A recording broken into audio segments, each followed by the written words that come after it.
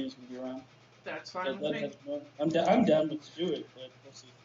What's going on, everybody? How's it going? Welcome to the Monday Night War. We're actually going to be watching WCW Fall Brawl War Games. I don't remember if this is the first War Games. I'm not sure. It might be like the second or third. I can't remember. Was it 1993? I think was the first one. I don't remember. But so the match, the main event is always the War Games, and it is the Dungeon of Doom, and it's going to be Kevin Sullivan, and I can't Brutus the Barber Beefcake. I don't think that's his name in this, but everybody knows him as Brutus the Barber Beefcake. And I can't remember the other person. And then I think the Giant is the fourth one. But he is a surprise entrant. I'm sorry, I'm ruining it, but whatever. Oh my god, ruining everything. Just calm the shit down. Because I think they're going to come out with 3, but I can't remember.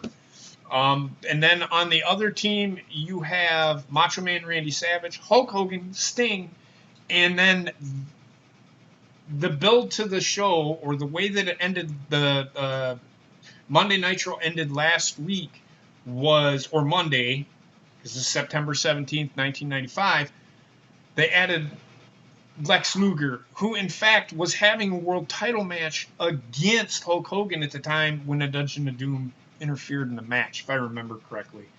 Can you refresh my memory on that, anybody? I think that's what happened. Yeah, well. So they added Lex Luger to the match hastily, is a good word I think we could use for it. The other matches, I'm not sure what the other matches are. I think Ric Flair has a match in this one. But we'll get through the card as it goes. Like I said, it's the first time I'm ever watching Fall Brawl 1995. I started watching, I don't know why. But does anybody else like to add anything to it about the build? I mean, the build hasn't been that bad, but it hasn't been great. Again, I didn't think the build was that bad. I mean, if we remember from the last Nitro, at the end, yeah, it was Macho Man versus Lex Luger, and then there was like dissension in the ranks where they can't really trust Sting, and Lex Luger is being Lex Luger is also being pulled in, but at the same time, Hulk Hogan doesn't really want him, and he has to be convinced, and that's kind of what happened towards the end. Yep. So there is a build. It's simple, but simple. I thought the build was all right. Yeah, simple. I shouldn't say that I don't like the build. It's simple but yet complex, which is the way a lot of things. It was simple, but it's complex, and that sounds like doesn't make sense, but it does. There's a simple build with complexities, I guess. Yeah, that's exactly how I would put it too. I mean, I remember the other things in Nitro too, but I don't know if they're gonna have weigh at all in this pay-per-view. Macho Man versus the living tank Scott Norton. Oh, he's part of the Dungeon of Doom too, I think. I'm not sure, but that being said, Trek, you got anything you want to add? No, not really. I mean, we're all caught up and everything. I do remember there was Hogan versus Luger last week, so I remember that's where they really kicked in high gear. Well, that's the go-home show. That's what a go-home show is supposed to be. Bobbit? Yep. Good talk. Nah, motherfucker. I'm just ready to get this pay-per-view started, homie. Heather? I hope Sabu is back. Right? All right, that being said, we are at zeros. We're at sextuplet zeros. So it's 0, 0, 0, 0, 0, 0. Yeah. And shut up, Bobbit. And we're going to begin in 3, 2, 1, go. Oh, we're getting Ric Flair versus ARN Anderson. That's another match in this one. 2 men. Right? I'm going to change my volume on this.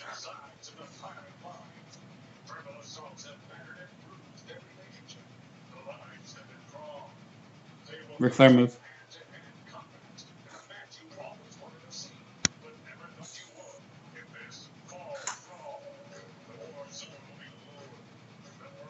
This is actually one of those. Whoa.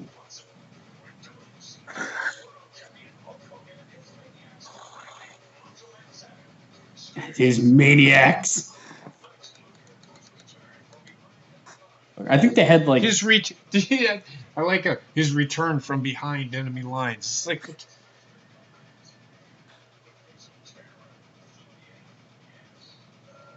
What the hell? okay, so it's Kamala the Uganda giant.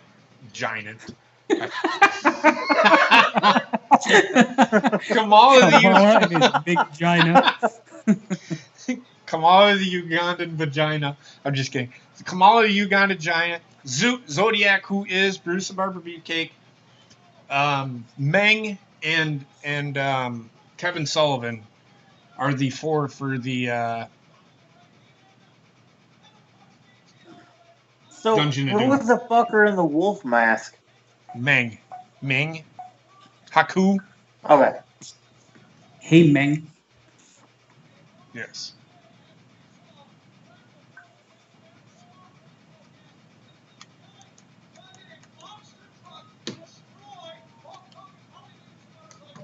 I want to see it. When did this happen? Back at the beach. Back at the beach. It's gonna be one of those nights, Jimmy. Back at Bash at the beach. Kamala, the Ugandan vagina. Oh my god. Tony The mother of Schiavone all- and Bobby the Brain Heenan.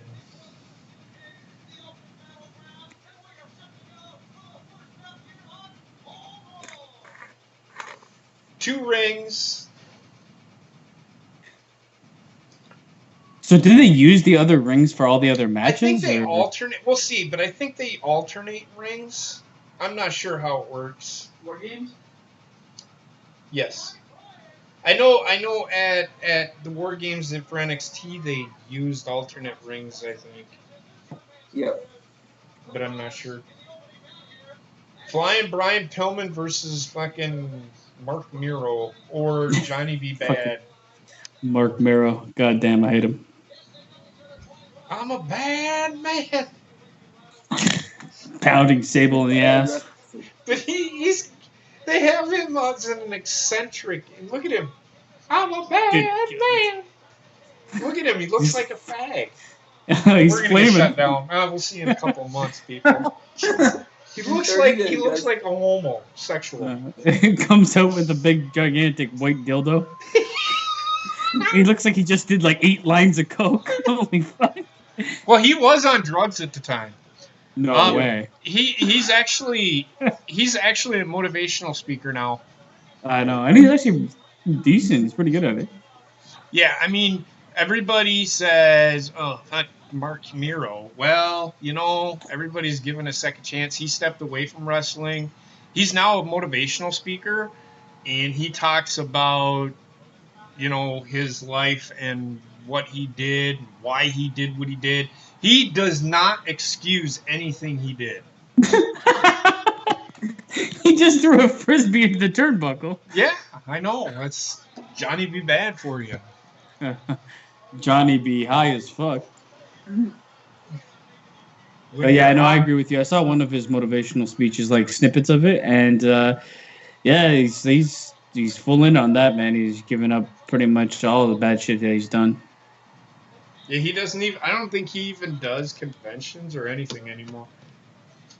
No. Like, he tries to forget about that Time in his life. time in his life. He doesn't regret it, but he just stays away from it. Oh, Michael Buffer. Gotta love him. He always struck me as someone that could have had sex with kids. Let's get ready to fuck a child's ass.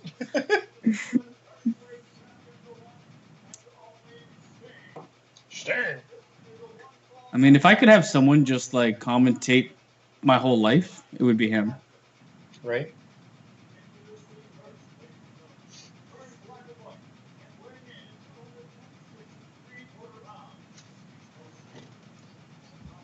That 3/4 pound's really going to come into play. It could. It could.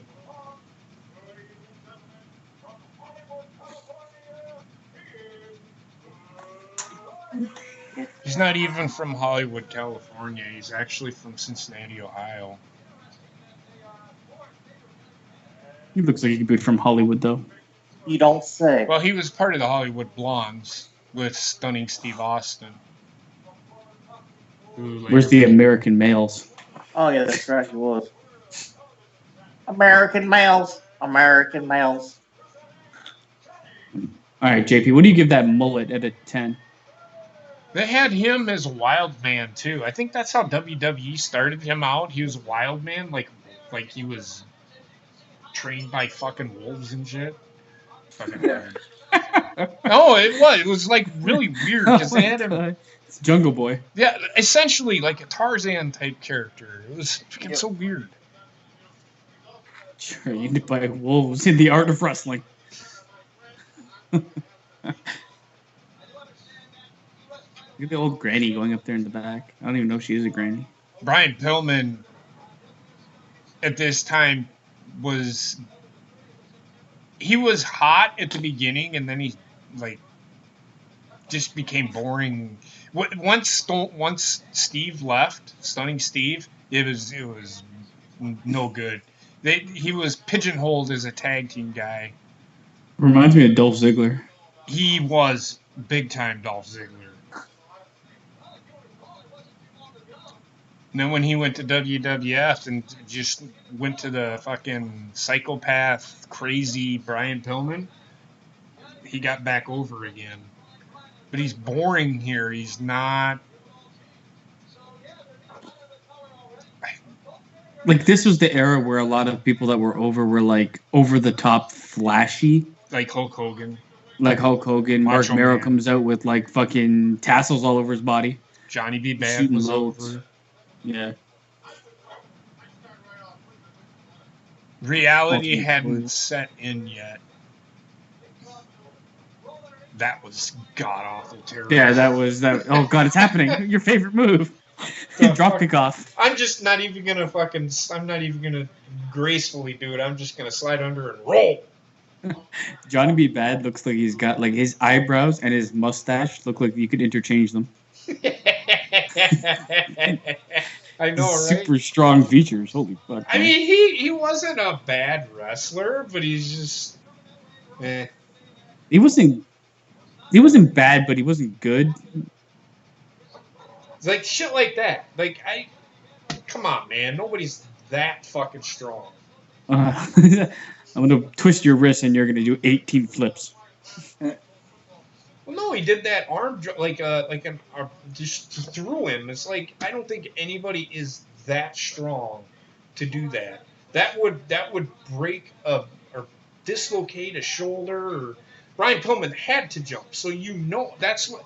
When I see wrestling, I want to see realism. Make me believe that move is going to work, and what happened there, and I'm about to get a cramp in the fucking hamstring. Fuck. Michael. It's a hamstring. You need to take a month off? Now I do.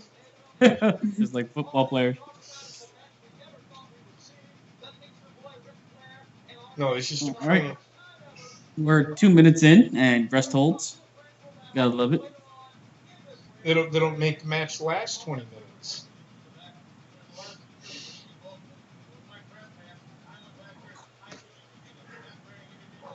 What the fuck was that? What was that? Like, fucking ring around the rosy? Like, what the fuck?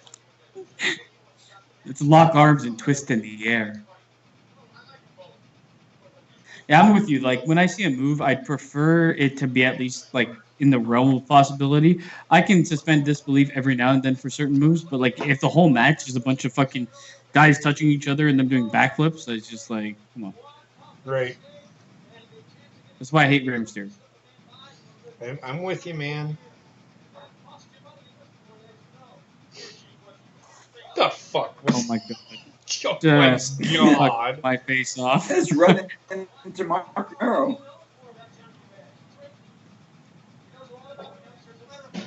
This is the best match I've ever seen. This is almost as good as fucking Undertaker Goldberg that we've seen. Well, I can't wait till we see Undertaker Dolph Ziggler. I mean, Goldberg Dolph Ziggler, because that's going to be incredible.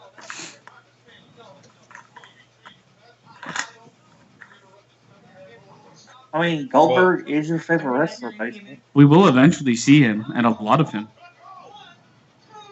What did Heenan say? It's a Cocker Spaniel. Who's a Cocker Spaniel? I don't know who. That's all I heard. And then all of a sudden, have you ever made it roll over and rub his belly and make it fall asleep? Oh my god, well, fucking this match is making me roll over and fall asleep already. This is worse than anything I've ever seen from WWE. Sorry.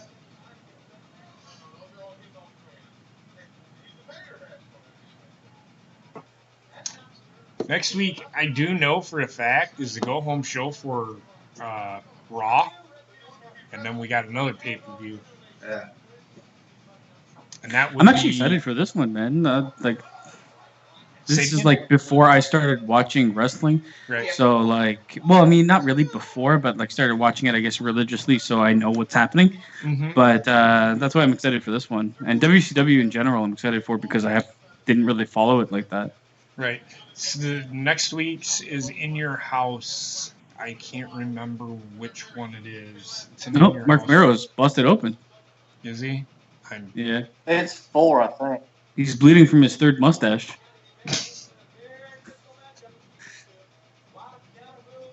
That guy was like a child rapist in the back for sure. 100% child rapist. Oh, he's seizing. He was having a seizure. Not making fun of people that have seizures either. Stay away from flashing lights. Oh, he is busted open. His crotch is on fire, too, apparently. When you're hot, you're hot. It is really not. What is happening? This match is just complete dog It fucking is. shit It is. so far.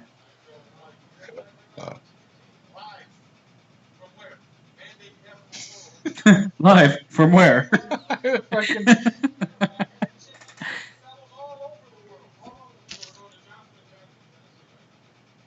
But I also I love doing this because it gives you like a clearer idea of, without the rose-colored glasses that I remember it when I was watching, like especially Raw and stuff. When I was younger, I'm Mhm. gonna see it through the eyes that I have now, not the eyes I had when I was a child. So like watching it, being as critical as I am of today's product, I'll get a greater understanding of.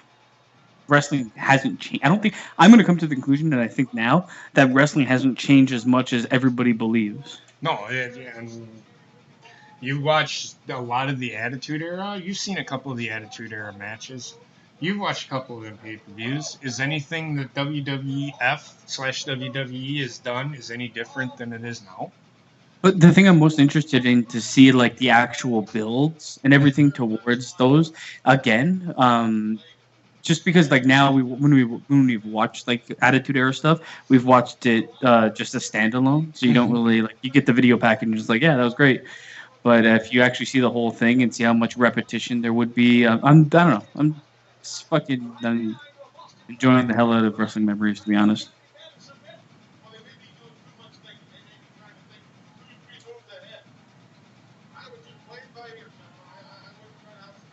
It's the Walls of Jericho. It is. I hate that move became a Boston Crab.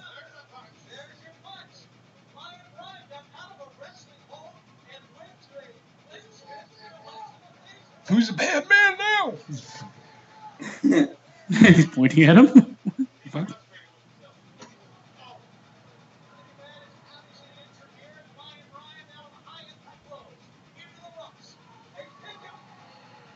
Into the ropes.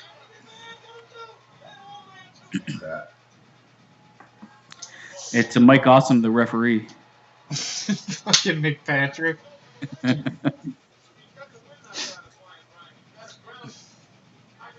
Nick Patrick is the greatest referee to ever live.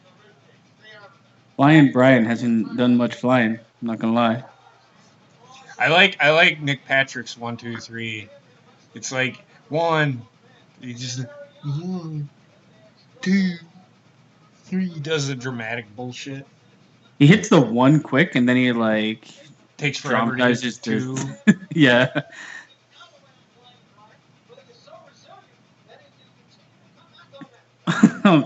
he Look at it, he's like ass fucking the shit of him. Brian. Oh, Brian Pillman's like, yeah! this is Pornhub before Pornhub was a thing.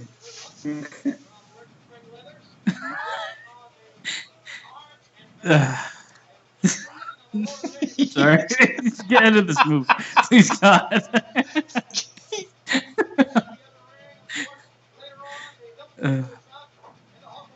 What? Soften up.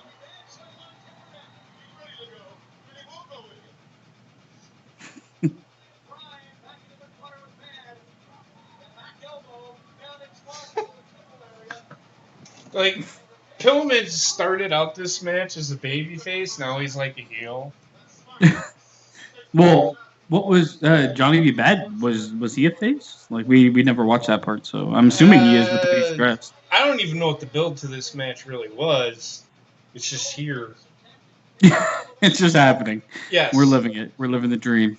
Well, if you look at WWE when Raw, like if you watch a couple of the fucking, like I've been watching, I'm almost caught up to the 1995 Raw. Where we're going to be. It looks like he's actually hitting him pretty hard there. Like in '93 when they first started the show, a lot of the matches that they had and a lot of the stuff that they did on Raw had nothing to do with what they were doing in the pay-per-views. They were just putting on house shows. It was just a house show is essentially what it was. No, I mean, those body shots actually looked like they had something behind them. So I enjoyed that. Maybe he's getting frustrated because he's like, after that ass fuck move, I got to turn it up a notch.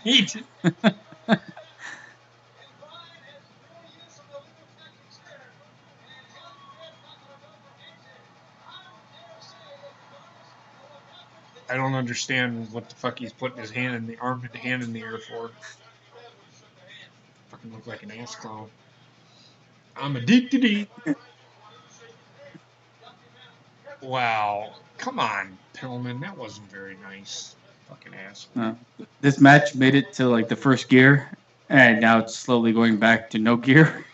Yeah, it's this match is about 15, almost 13 minutes long. And yeah, we're still waiting for. I mean, I didn't really expect too much because I've seen fucking Johnny B. Bad as Mark Marrow, and I like if you ask me what's a great Mark Marrow match, never gonna be able to answer that question. None of them. The stuff he had with Triple H was pretty good because Triple H could carry him into a good match.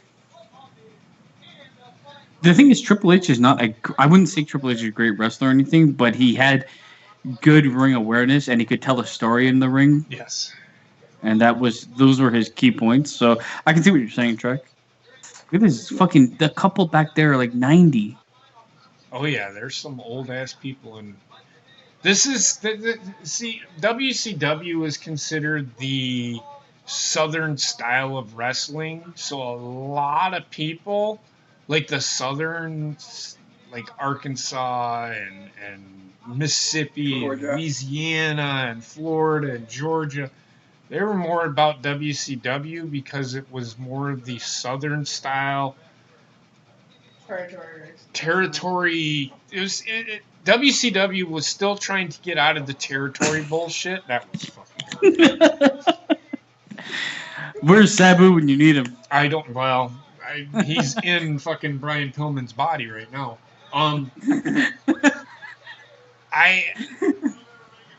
But just WWE slam dicks in the middle of the air. Right. WWE went global by this time. So and they had by this time WWF/WWE had all of the top stars. Hulk Hogan coming to WCW was a move. Macho Man then coming was a move. Sting wasn't quite the big star. Ric Flair was more, he was a big star, but he was more, he didn't have that, what's the word I'm looking for? It's hard to say that Ric Flair wasn't. I feel like he was consistently a star, but like his himself being in WCW wasn't as big of a deal as it seems like WWE got to a certain point with I guess the type of wrestling that they were showing, and then they lost it when some of those guys that created what WWE was went to WCW, and I guess to fight back against that, they kind of changed up what they wanted to build as a new age star, and where eventually we'll get to the Attitude Era in that respect. But WCW seemed to hang their laurels on what was big in the early 90s. Yes. I mean, they did kind of. They relied on what was to make them big. Now, I will say this. When they brought reality into wrestling. So, and WCW, which we'll see here later. Bischoff gets more in control. Well, he's already got control. He took control in 1993. No, it's all about getting more in control. But I feel like this era of WCW is kind of resting on stars that have already been created. Yes, that's my point. That's what I'm. So yes, they did. That's what one thing WCW did. They relied on stars that were already built and established, and WWE actually created their own stars. I.e. Stone Cold. Well, Stone Cold was already an established star, but he's just. He was, but he wasn't as big until he became Stone Cold Steve Austin. Shawn Michaels really didn't become Shawn Michaels until after he left Marty Jannetty. So he was a created star, so to speak. He got a little. Well, I mean, right now, if you look at like what's popular in this era of WCW, it seems. Oh, that was a bad power bomb, but it seems like this was. They were kind of like using what WWE has built up to give them that next stepping stone to get to where they eventually get. Correct. And they do. I'm not going to say WCW doesn't create their own stars because they do. They do end up doing so. It's just, I guess right now they're resting upon stars that were created by another company more so than their own. Right. Well, we all know that WCW was the old NWA. It was bought up by Jim Crockett Promotions, all of the territories, which NWA became the NWA. AWA was not a territory due to popular belief, although I think they did allow the NWA World Heavyweight Champion to come in. But that's because of Ric Flair, because Ric Flair started in AWA. AWA was kind of like WWF. Vern Gagne tried competing with Vince and lost horribly. Yeah. Horribly. AWA is like today's AEW. I'm telling you, that's how. Go watch an AWA event. They had a lot of stars. They had Sergeant Slaughter. They had Ric Flair. Nick Bockwinkel, which how I'm explaining this, Dusty Rhodes started in AWA, Hulk Hogan, but they didn't have the money. The difference between AWA, WCW, well, I'm not going to say that. The difference between AWA and WWF and AEW and WWE is AEW has billions of dollars behind them, a lot like WCW did. But I trust AEW to. I feel like they're gonna do a better job at like at least building their stars than WCW, because WCW did a good job sometimes, but I feel like WCW was very like heavyweight heavy, like their championship, where most of their stars laid. their mid card. I don't remember a lot about their mid card in comparison, but they did have a really good cruiserweight division. They had a good mid card. The United U.S. title. I mean, Booker T was a mid carder. Brian Pillman was a mid carder. He was a good wrestler. Johnny B. Bad was a mid carder. Stone Cold Steve Austin was their U.S. champion for the longest time. And their So- TV champion too, wasn't it? There was a world television champion, which is a mid card title. But it wasn't defended at pay-per-views. It was just defended on TV. Which is why it was called the TV title. So it wasn't as good as the Intercontinental mid card in WWE, but it wasn't bad. I guess because I only watched it, the things I've seen from WCW were more like pay-per-views. Mm-hmm. I guess like that, and then when WCW was getting dissolved, what's happening? Well, they time limit Time limit. Oh, okay. And this is something that I think needs to be brought back. Yes. Yeah. This is one thing AEW does have, is they do have time limits. New Japan has time limits. But also, I like the idea that they pretty much told these guys, wrestle and keep wrestling, but don't take the time limit into consideration. Because it wasn't like, oh, it was a close victory right at the last second. When WWE does a time limit, it's always like a gimmick match. Mm-hmm. Where it's like, in the last second, you're like at a 1, 2, and oh, they didn't get it, right? Right. I prefer to just be like this, where out of nowhere. But the time limit is up. now they're going to extend the match. Somebody has to win. So this I think this was actually something to go towards the U.S. title. If I remember right. Oh, that's right. So this build here has to do with the United States Championship. Sting's the U.S. champion. He was another one. He was a main carder who was getting a mid card. He had the mid card title at the time. And I feel like when you add like time limit, you add another option to how a match can play out, and like that's needed when I watch 90% of the WWE matches and they end with a finisher or something. Like I just like things to be a bit more mixed up while I'm watching, so I'm hit with a bit more of a surprise, I guess. Right. So especially when they don't put the time limit on the screen, like you don't know it, right? So this must have been a 20-minute time limit. Yes. Because we're about 20 minutes into the match.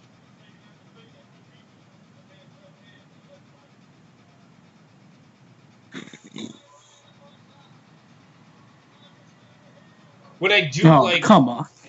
I hate that fucking drop kick bullshit. What I do like about this is where I like New Japan. If you get counted out and it's for a title, you lose said title. I wish the WWE would go, make it build to it. Because if you watch New Japan, they build to that 20 count. They do it in 20s. Yeah. WWE does it in 10s because, their count is 1. But how many times have they used that fucking bullshit where it's, because you're a heel, you're going to win by being disqualified by staying out of the ring or whatever. And it's like, it gets old so fast. I'd rather it be like, if you're going to defend your title, you got to make sure you're able to be in the ring. Well, that's why I like what New Japan does. If you get counted out and you're the champion, you lose. You lose the title. Well, what that does is it builds prestige for the title. The title is that much more important because of it. When a champion can literally walk out and leave the fucking arena and win, it's though they lose, they keep the title. Who wouldn't do that all the time? Right. But WWE uses that 10 count, if you've ever paid attention, just so... What's the word I'm looking for? They use it so like lackadaisical, like it can happen. Like they get to liberally. That's 9, and then they do it at least once a match. A lot of matches that they do that 10 count, where it is.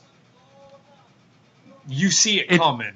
It's not consistent. Like when you watch New Japan, they are counting to 20 pretty much the same in every match. Yep. It's not this, oh, the ref's going to go outside the ring and pay attention to the action before he starts counting. It's like, you might as well not have a count if that's going to be, like, you pick and choose when you count.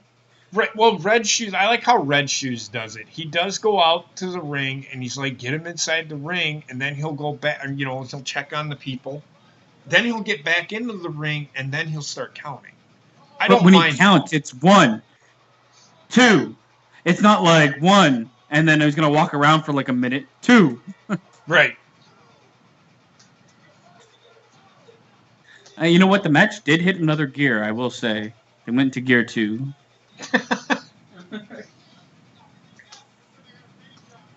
I mean, it couldn't get worse from the beginning. It's not half bad now. Brainbuster. It's not good. But... Where did they get it? From not moving for the first 10 minutes of the match? That's where they get it. That's why with Iron Man matches, you see nothing but rest moves. Well, if you go back and watch the Bret Hart versus Shawn Michaels Iron Man match, half the match is rest moves. That's what I'm talking about. I mean, it's got to be pretty fucking exhausting, man, with all the lights and shit.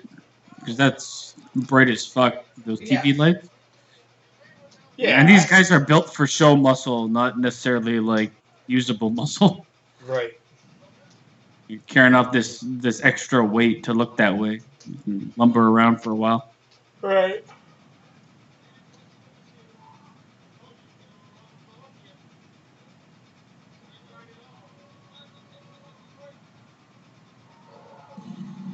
Almost fucking broke his neck.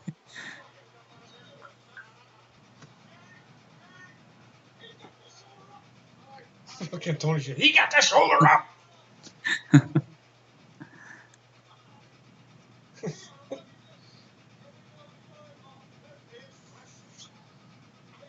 This is for thank you, Bobby the Brain Heenan. We did not know that. Oh, nice. That's a nice DDT. It is.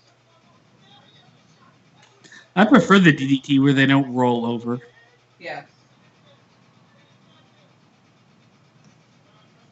My favorite DDT was Jake Roberts because he made it look like it hurt, man. How much you want to bet this ends up in a roll-up? That's very high percentage chance. I have not seen this match. I think I've heard about it. I've listened to Eric Bischoff talk about it, but I think this or a fuck finish like that, it's going to end up in a roll-up finish or something like that. With all these false finishes, that's when it calls for a roll-up. Well, that was unnecessary. Got to pull out all the stops.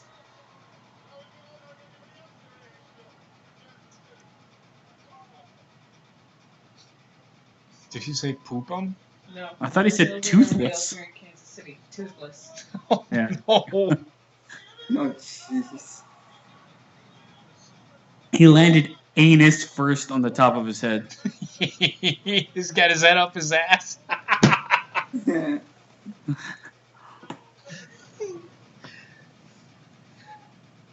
Well, that being said, this match is 2 hours and 44 minutes long. Ball Brawl concludes. It's 29 minutes into the match right now. Sheesh.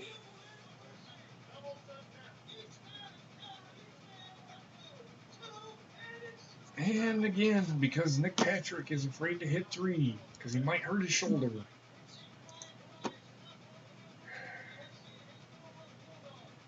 So help me God, I'm going to look on Wikipedia and see how long this match was.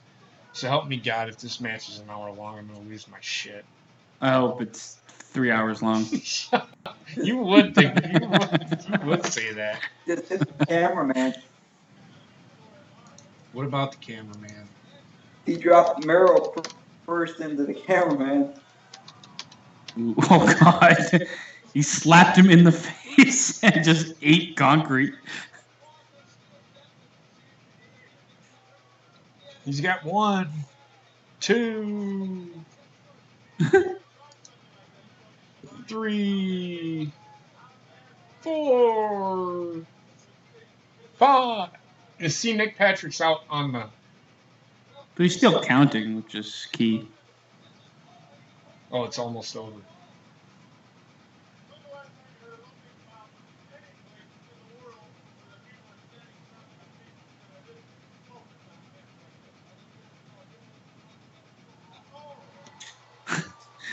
Fucking Brian. Oh god. Brian? His penis is obliterated. His feet were under the fucking rope.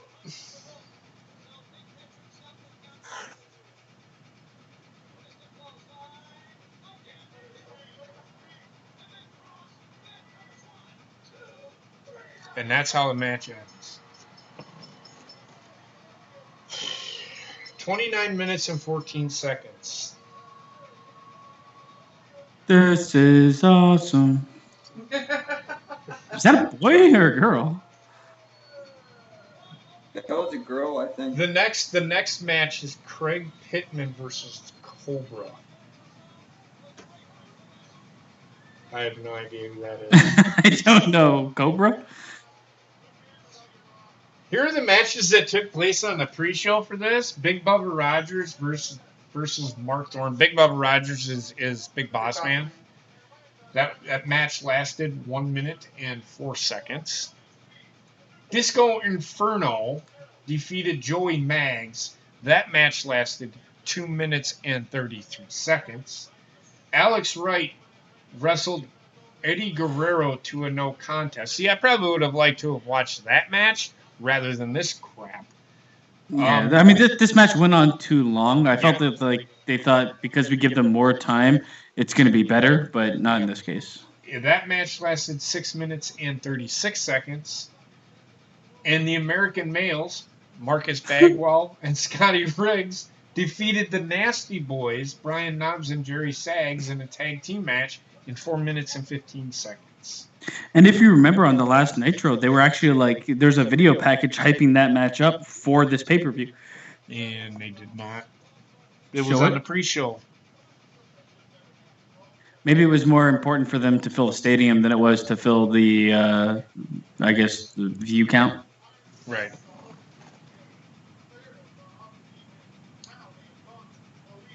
Now, are we going to not see the dog? I want to see the dog. The dog? Mongo's not there, so you're not I gonna know. see the dog. Super disappointed about this news. He's yelling at fucking people. Fucking yelling, shut up, kid. Nope, here we go. We get Richard Flair. We turn around in a circle. It's Dick Flair. Drink. Do you care? That was a Ric Flair move. Turn around in a circle.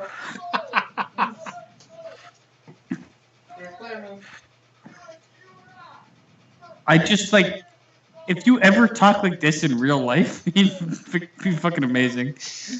You go into an interview like this for a job.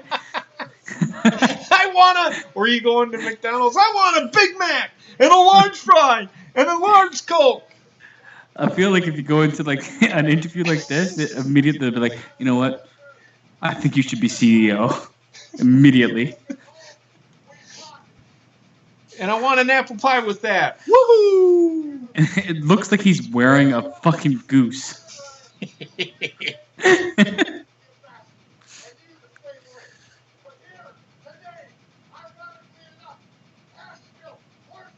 I thought he said Assville. Yeah, that's what I thought. That's horseman country.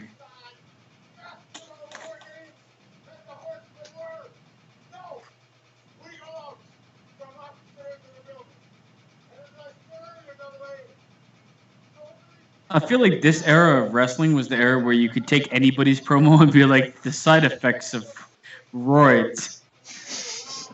Oh, between Right? roids and fucking cocaine, yeah. It was a hell of a time. It was. But this right here, I mean, this is Ric Flair wasn't on roids, but holy shit, he was hopped up on something. He's always kind of like this. What the fuck is wrong with Mean Gene's cuff? What is on that? Look at Okerlund.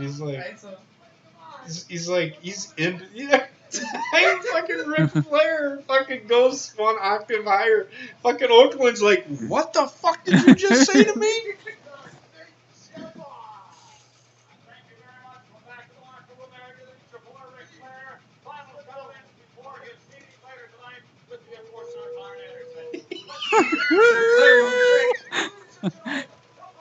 Fucking Ric Flair.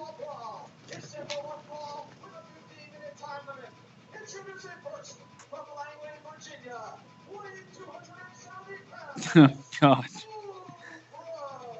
Why is there a fax machine in the ring? Cobra had to take the fucking needles out of his arm before he came out. Who the fuck is this asshole? I don't know, but if he's not on roids, then I don't know what he is. Jeffrey Farmer.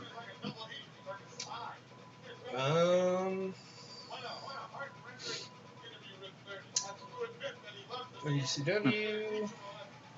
Oh, he was the NWO Sting. He gave his dog tags to the kid. Team 2000 and the New Japan Army. What the fuck? He is now, as of 2010, he is a project manager of a research program known as GEAR, Genetics, Exercise, and Research. Well, he looks like a universal soldier, so makes sense. This guy, Cobra, is Wait, how was the other guy not named Cobra? The first guy is Cobra. Okay, I was about to say. Sergeant Craig. Sergeant Craig? Yeah. That's not a very good name.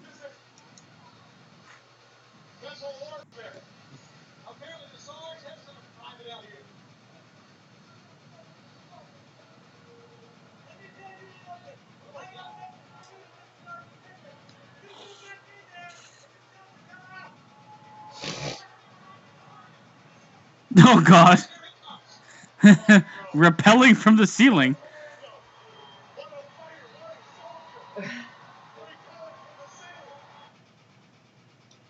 Special Agent D'Lo Brown. Yeah. He's got a Full Metal Jacket. oh my god.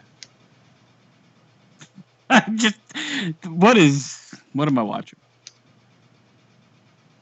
We aren't sure. Our network just took a crap. That's okay. You missed everything. Yeah, this match only lasts a minute and 22 seconds. I feel like this match already ended. Right, I know. It lasts a minute and 22 seconds. He choked him with bullets. Look at him. Low crawling. Oh, you guys are in the past now. How are we Yeah, going to do just this? hold on. I'll get to the future. But I'll be in the further future.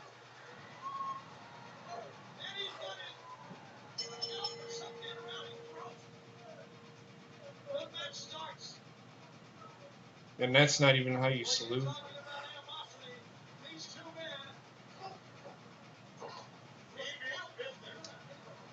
I love how Cobra has like blue satin underwear on underneath his fucking military gear.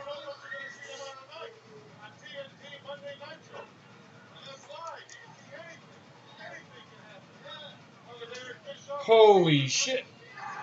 Banzai! So the match is literally over for you? This guy... No. I thought it was over, but it's just started. Code Red. He's got the Code Red.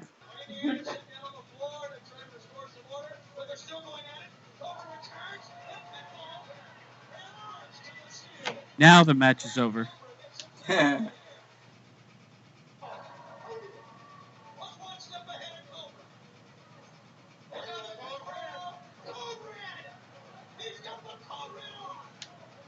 You're in the past. Should we like pause or what should we do? No, just keep going. I'll catch up. That doesn't make any sense. Because I can fast forward. Fast forwards to 10 seconds. What's he doing right now? I think his name is Pitbull is leaving the ring. Yeah, he's making an angry face. He's like screaming at people. What the hell? They're I'm caught up replaying here. they're replaying the Code Red.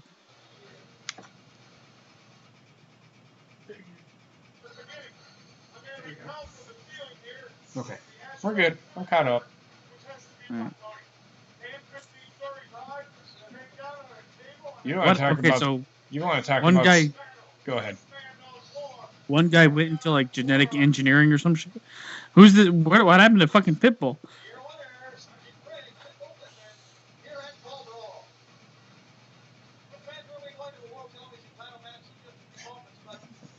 Yeah, Diamond Dallas Page with Diamond Doll and Max Muscle against the Renegade. And if you don't know who the Renegade is, it is the generic warrior, Ultimate Warrior.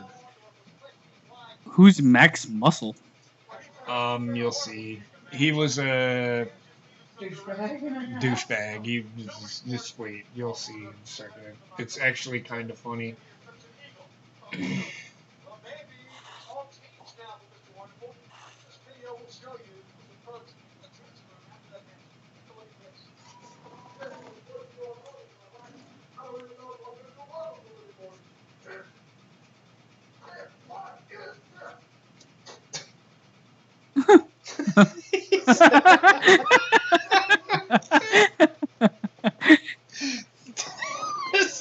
This is literally before Goldberg enters the ring. Game. What the? Oh, that was my dog. Who am I? What is this? It's before Goldberg enters the ring. Smashing his head into everything.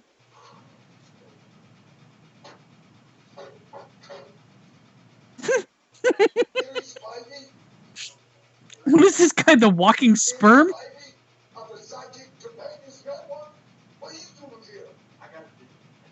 The fuck is this? He's a fucking sperm.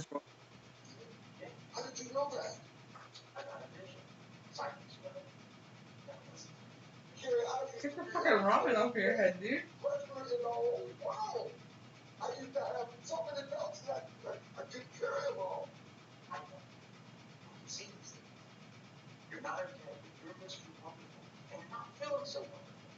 These things are going to pass. I see. Ready? That's you. That's you. I used to be Mr. Wall. Yeah, I don't know. You. They call you Mr. Wall. What is happening? Very poor storytelling.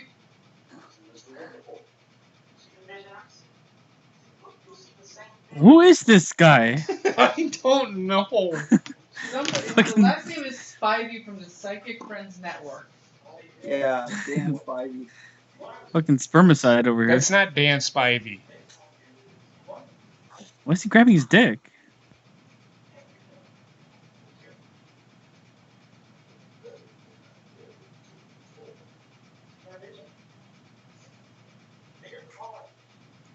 I feel like this is gonna end with them having sex. It could either that or he's gonna throw him through a mirror.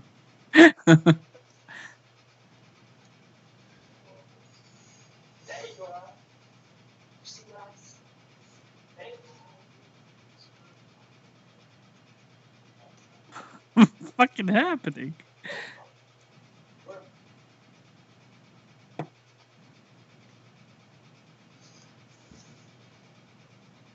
I'm Mr. Wonderful.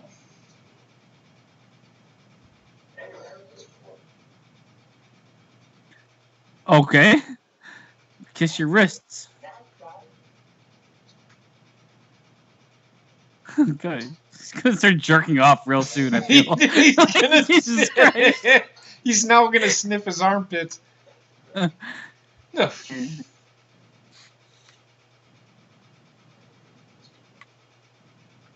Okay, there. Oh, God.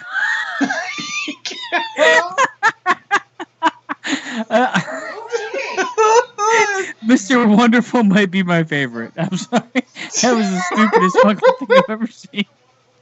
What is this? What am I loved doing it. here? I'm Mr. Wonderful. So he's fucking making out with himself. So Gary Spivey, I got that mixed up. That. Dan Spivey's like 6'10", 300 pounds. That guy Yeah. is definitely. No, I think it was Gary Spivey. Gary Spivey. Okay, I know that. But I'm just I thought he said Dan Spivey. Like, that's not Dan Spivey. Dan Spivey's like 6'10", 300 pounds. Kimberly Page. She showed her boobs in fucking 40-year-old virgin. Oh, I remember her. Yeah. You remember the boobs. You don't remember her. No, I remember her. She looked good in that movie, man. Fuck. Is that Muscle Man? Is it Max Muscle? That's Max Muscle, yeah. It's like Max Headroom. Steroids. Aw. Does that now? If that one lady there, she's probably like 50, but she looks like she's about 10. She's both. She's confused. Diamond Doll #1. Oh my god. A bunch of shirtless bros.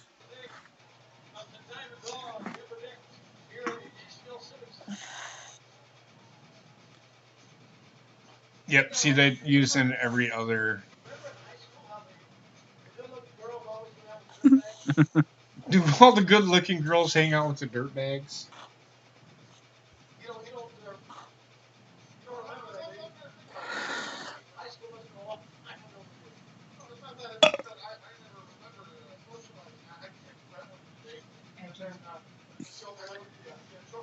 Okay.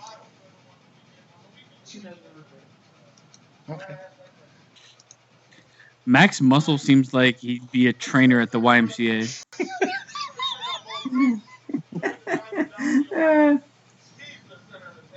One of those guys that randomly comes up to you and it's like, you need to push. You need to crunch. It's like, just get away from me, man. This is what I live for. Hey, Gina, how's it going? What's up, guys? What's up, Gina? Gina, Gina. you're gonna have to figure this out because I don't know where we are.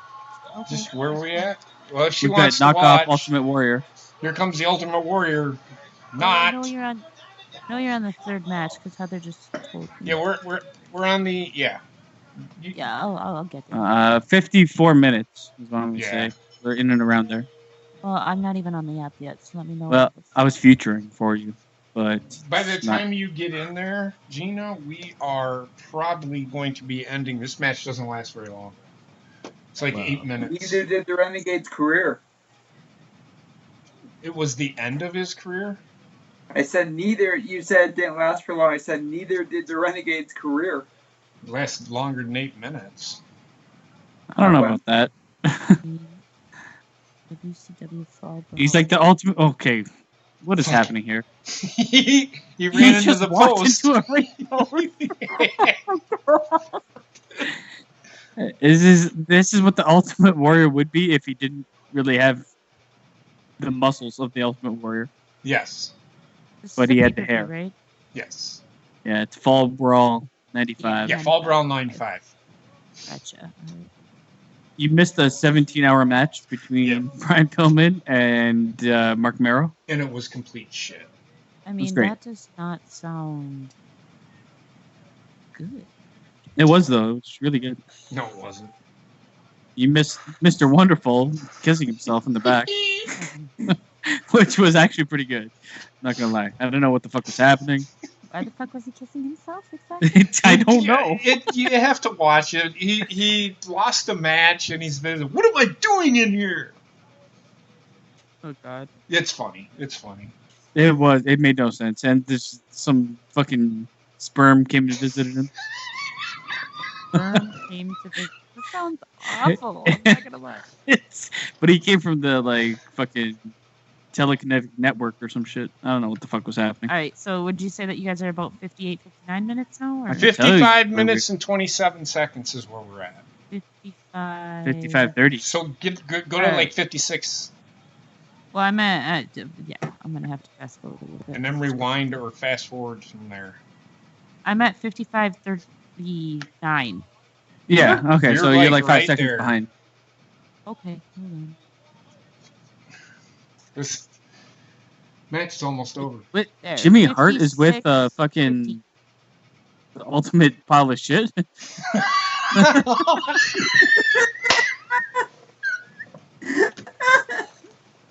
Good grief. Oh my god. He tried to do. Oh my god. He did a fucking body splash into the ropes, and it was pretty good. It was terrible. I thought he was gonna do a 619 there. I wanted it. The first time ever. The guy's not a real diamond. No shit. Not again. We got Max Muscle on the outside. Diamond Dallas Page is actually a pretty good worker, though. I will give him Yes. that. And he inspired a lot of people because he started wrestling at 35. And I have no idea what she's talking about. I don't know, but I feel like I need to watch the 40-Year-Old Virgin again.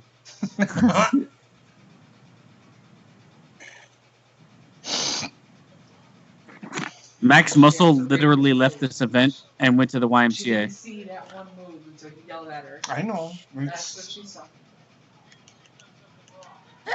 because she's not paying attention. Well, Maybe she burnt the toast. she burnt toast. I have legitimately no idea what the fuck you guys are talking about. Don't worry, it'll all make sense. Probably never. I think I might be ahead of you guys. No, Diamond Dallas Page is inside. He's pulling in Ultimate Warrior. Keeps going with this. Because you made that comparison. What? Never realized Diamond Dallas Page used to wear like the same colors as fucking Bret Hart. Yeah, he was Well, always. you noticed he had a diamond right up against his asshole, so. A diamond in the rough. I But mean, he's just giving the signal on where to. right, I think. Well, he wore a plethora. This wasn't just pink. He didn't turned wear into just like pink. blue and Yeah. blue and black eventually, Well, right? yeah, because I was gonna say No, I always he- knew the blue and black. That's what I remember. His gimmick was. He already knew what his gimmick was, and he played his gimmick perfectly. But you got to remember, when he started, he was just a manager. He wasn't even a wrestler.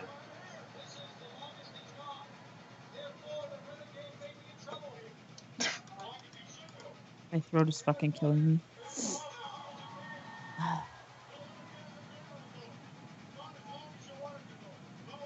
Locked. Uh-oh. Who you blocking? Max Muscle.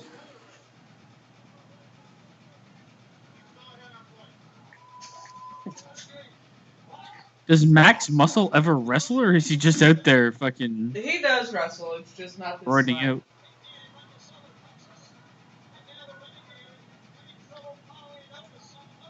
His ass is trying to eat his pants.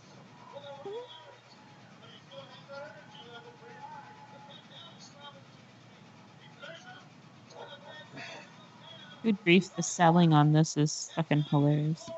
The what? Like the selling when they get it. It's an over. You got to remember, this is '95. It was over. I the know, top. but that's what makes it so fucking great. Yes. He fell through the.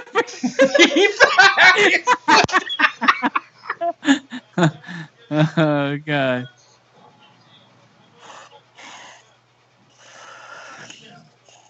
Oh, the Dollarama Ultimate Warrior. Fucking Randy Anderson, man.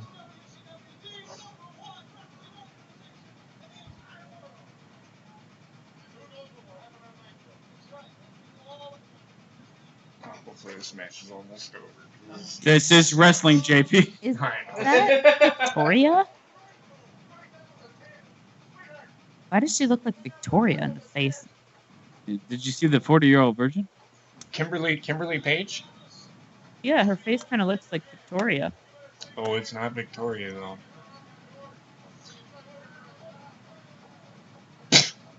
She looks like Victoria without the crazy face. You know? They look Yeah, I can see similar, that. yes. Yeah. I don't even know what to think of her. Her I'm in hair's love with pretty. her. She's a very pretty woman, but it's just like she's the one that had the idea for the Nitro Girls. So she was the dancer. She was like the lead dancer for the Nitro Girls. Gotcha. She burnt the Did they toast. have this fucking War Games? Because they have 2 rings? Yes. Yeah, Okay. eventually. Oh god.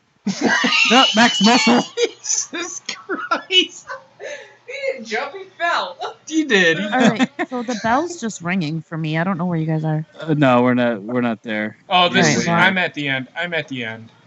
I'm at Well, the I'm end at now. I'm at 101.49. I'm at the Yeah, end. I'm at the end actually. Yeah, it just rang for me. You're We're like not that far behind you, Dean. So Close. just- Okay. you wanna Well, go- I just paused it for a little bit, so that we'll be a little bit closer. We got Diamond Dallas Page running away with the belt now. Yeah. I'm at Victoria wannabe Yep. shaking her head. Yep, we're right there now. And they're going to a replay. Yeah. Not too shabby considering I had no fucking idea where the hell you guys were when we started. Yeah, exactly. Yeah. Around 54 something. Well, I'm not even in the thing yet, basement. So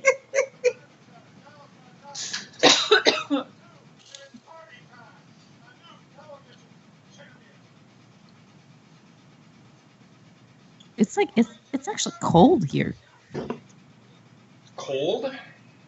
Well, I mean, not obviously it's not cold, but it feels cold compared to how hot it's been. Yeah, I know. It's supposed to cool down. I know Yeah. that much. All I was right. sitting outside We're earlier getting tonight. Harlem It's like, Heat and Bunkhouse Buck and Dick Slater next. Well, it's Harlem Heat with Sister Sherry or Sensational Sherry, and Bunkhouse Buck and Dick Slater, Dirty Dick Slater with Colonel Robert Parker.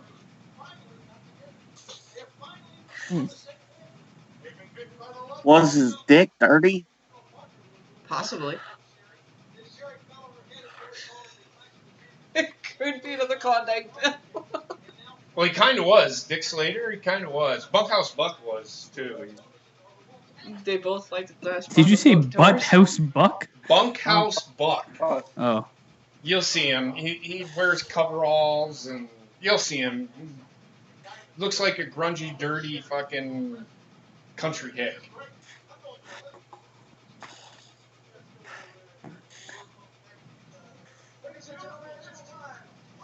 You see fucking Bobby the Brain Heenan. That's Can Booker. you dig it, sucker? Yep, Booker T and his cousin Stevie Ray. And what is in the middle? That's Sensational Sherry. That's sensational. Oh, Sherry. why does she look like that? That's what she did, man. That's what she did with every one of them. Okay. She looks like Morpheus.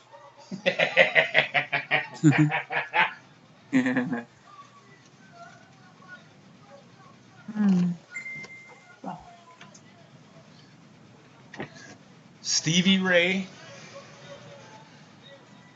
Stevie Ray always looked like he was like a notch above Down syndrome. A notch above Down syndrome? Yeah. He said like a really stupid face. I don't know. It was... Sensational Sherry scares me. Yep. She looks like Hellraiser. Yeah. I think it's the gap between his teeth. Yeah, it could be.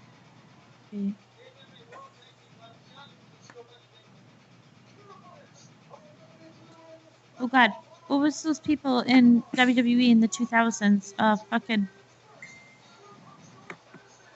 Dirty Dick Christ Slater. Almighty. Their gimmick was pretty much the exact same as this. Dirty Dick? Yeah, Dirty Dick Slater. What the fuck? Whose what tag gimmick? team am I Whose thinking gimmick? about? Whose gimmick is just like whose gimmick? What? Okay, so there was a tag team in the 2000, like the mid 2000s, that their gimmick was pretty much the exact same as this. He kind of looks like fucking Batista in the face. Oh, Bunkhouse Buck. it Yeah. was fuck. I don't They were know. like hillbillies. Oh, The- are you talking about Cade and Cade and Weren't they Murdoch? called the Hillbillies? Oh, Caden Murdoch. There you go. Yeah. With the slop they- bucket? Slop bucket. The Godwins? No. No, No. she's talking about 2000. Yeah, no. That's just, what Basement said. I mean, he looks like he has a dirty dick, so his name fits. Dirty Dick Slater. I'll be right back. Okay. Dirty Luke Dick. Harper. Dirty. Dave Batista, Luke Harper, and Dean Ambrose all in one. Oh god. What is it? Screen protector. Oh, broke. I'm sorry. You shouldn't throw your phone. I don't. I do not. I miss Nokia phones. I don't. I do because They like still those exist. things, You can have one. those things are like fucking durable as shit. I used to throw that at like one of them at my boyfriend's head like at least every other day, and it never broke. Can't you just Okay, first of all, he deserved substitute it. that with something else? He deserved it. Why does it have to be a phone? Throw a I brick. mean, because it was what was in my hand. Dirty Dick Slater and Bunkhouse Buck. Back in the late 80s, early 90s, they were NWA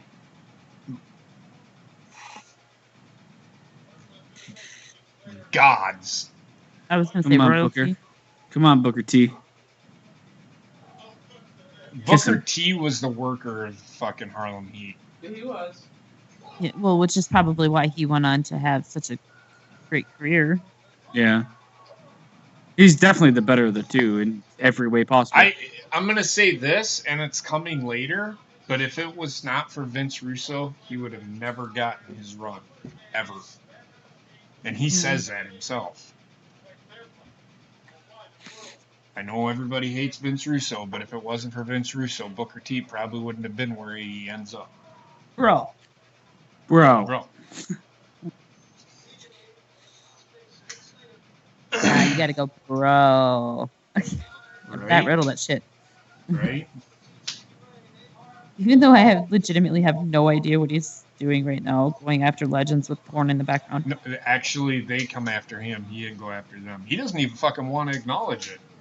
I know, but it was funny because like the other day with the video that he made, Mhm. there was porn in the background. Like you could hear it. I know that he put out a video, I think yesterday. He's not happy. Really? No. He literally told Chris Jericho, keep running your mouth and I'll beat the shit out of you. Who, Vince Russo? No. No, Matt Riddle. Matt Riddle. Oh. Yeah, but those pictures were fucking priceless. Yeah, well, I said it. Matt Riddle wasn't joking. Jericho doesn't Well, really back he said- down either. Didn't he like he's- punch Goldberg or something? Well, I wouldn't be surprised if they had him do a run-in because of all this heat. Because he said he's going to be at SummerSlam, and he said if you think 1 second that I'm not going to do something, think again. Yeah. That could be what they're doing, but I don't know why. I hope they have him run in on Brock Lesnar. On what? Brock. Brock Lesnar. That ain't gonna happen. I can Yeah. hope. Neither of those guys are going to run on Brock Lesnar. I can hope. I hope Becky Lynch dies of dysentery. I was waiting for it.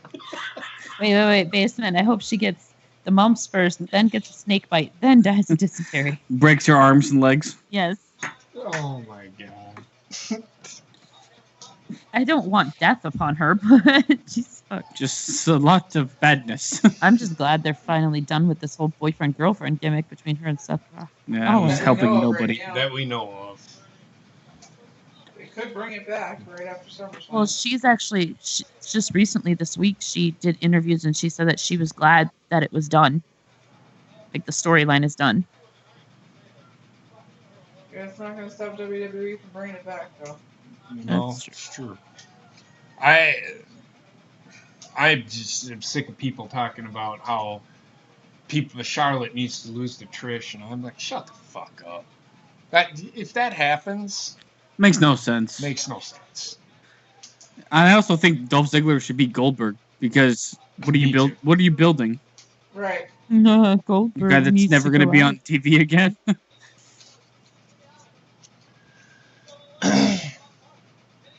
Well, let's be real. Goldberg's going to crush Dolph Ziggler in 10 seconds because It's he going can't to be wrestle. a 2-minute match.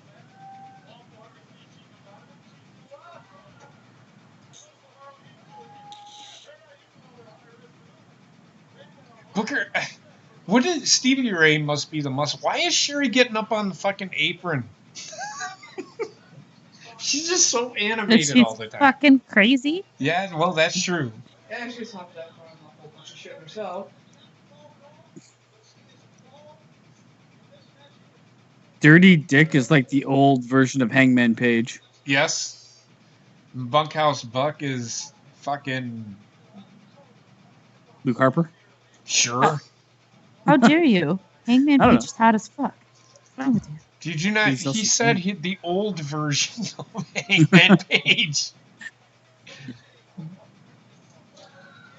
Well, in fact, Dirty Dick Slater, I think, is like 50. I was kind of surprised that Booker T didn't like come back, considering all the other people that came back. Who? Booker T.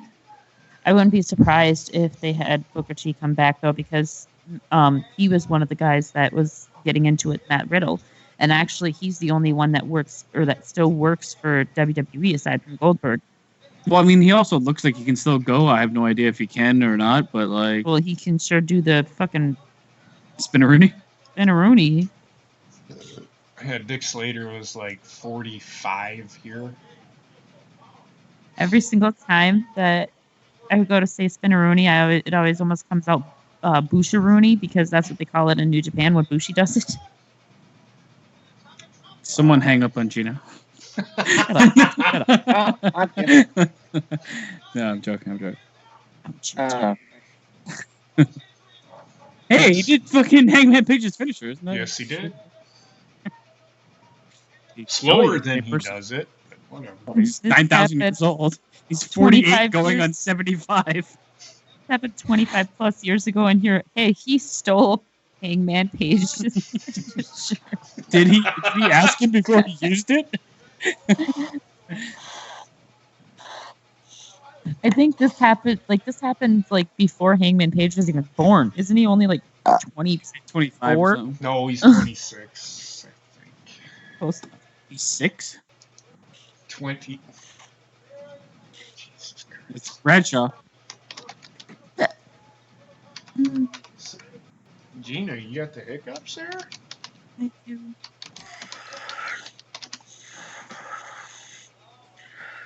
it's all Basement's fault. It is. No. Gave me a sore throat.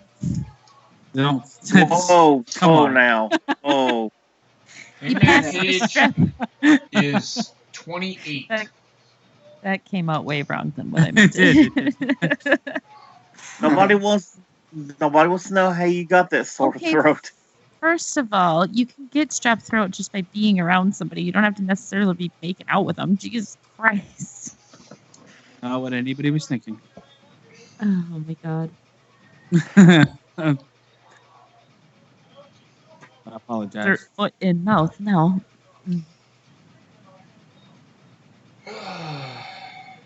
He kicks a lot. Is Luke Harper? Here comes Luke Harper. His pants are just so tight on his ass. I mean, I I hate don't know. everything that's going on right now. And they're so short. Like, why are his pants so short? They're high waters. Because it's Bunkhouse Buck. You got to remember, this is 1995.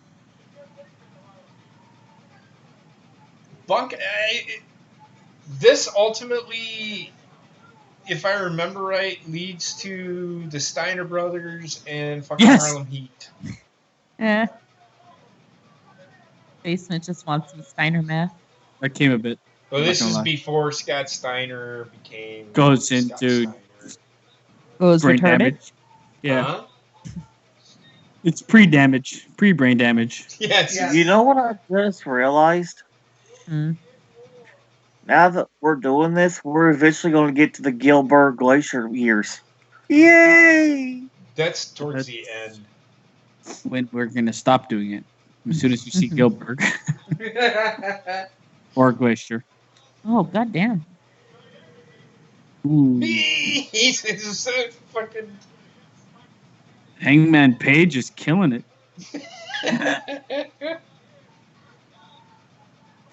This is Hangman Page's papa. Hungman Page.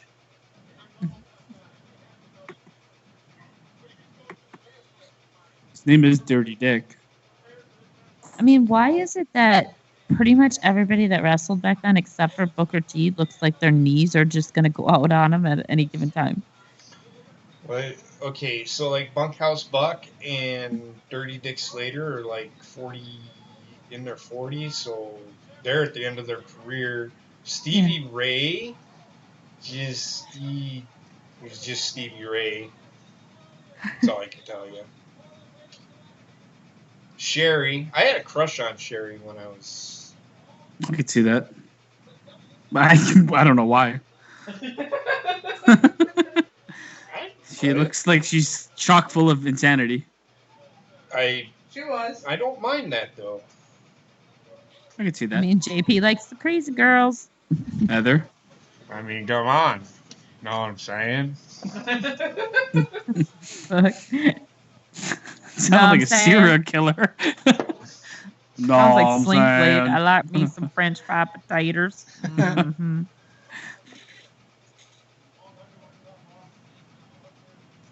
Long underwear top off hangs it on the hook there.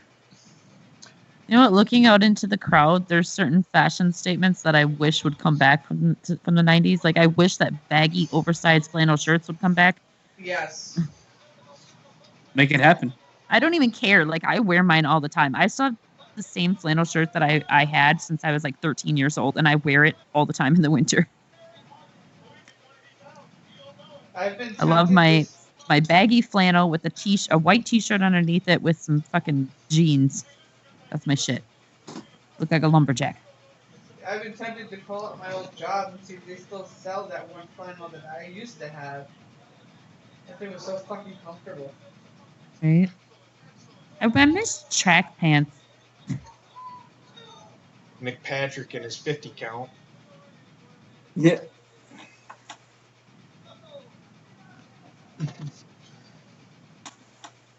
That was a 3. It was only a 2. You can't count. Guy looks like white Eddie Guerrero. Who looks like a white Eddie Guerrero? Hangman Page's daddy. Because it's not Just Hangman. it's just the hair. It's just the hair. No, it's in his face. He looks like white Eddie Guerrero. So what you're saying is Hangman Page looks like Eddie Guerrero.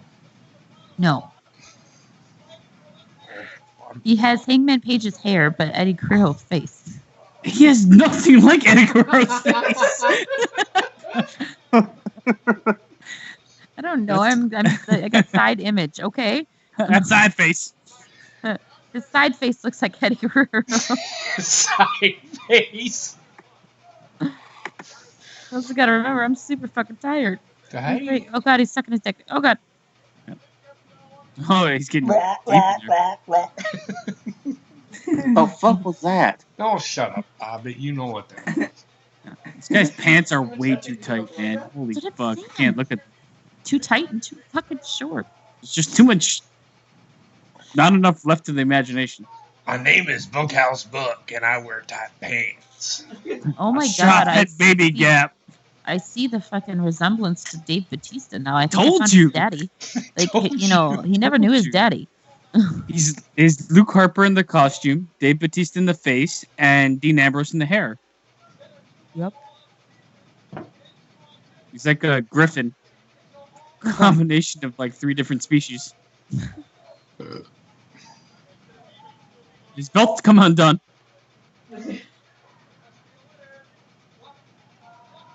Oh, he's fingers deep in that ass. I mean, both of the older guys, Bunkhouse, and they were tough. They were tough guys. Yeah. Well, I feel like Booker T and at least Booker T is a tough dude too. Yeah, I'm not saying that they're not, but I'm just saying that these guys were legit. I'll be right back. They were old school brawlers. It seems like. Yes. Yeah. Walls Jericho. Boston Crab. That's closer to the Walls. Okay, well he's stunned now. I died. Holy fuck. He just. So then Bunkhouse Buck just comes out, just sits on him. Yeah, one leg Walls of Jericho. Walls of Jericho, isn't the Walls of Jericho where he puts a knee in the back though? That's the real Lionheart move, but I don't know. I hated how he changed it. I wonder why. Was it like killing people? I don't know. I think only certain wrestlers can take it anyway. Properly. Yeah. Oh, done. I always never understood why they would drop the other way. He went against the actual motion of the move and dropped backwards.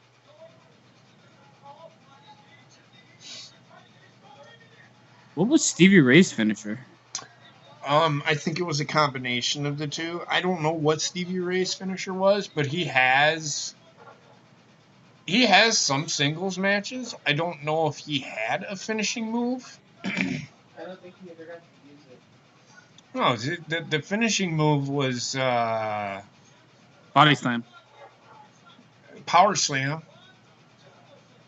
Could be it, but the tag team finishing move, I don't know what it was.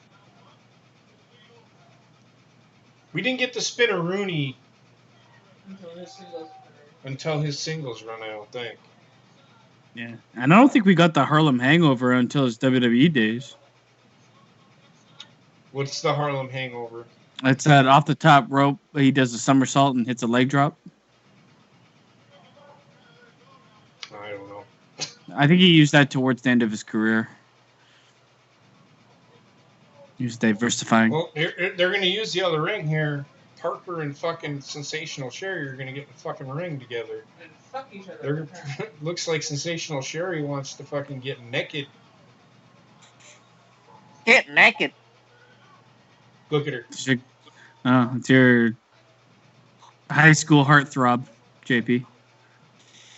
I was beyond high school when this is going on. Past high school heartthrob. And it's the Nasty Boys. The Nasty yeah. Boys.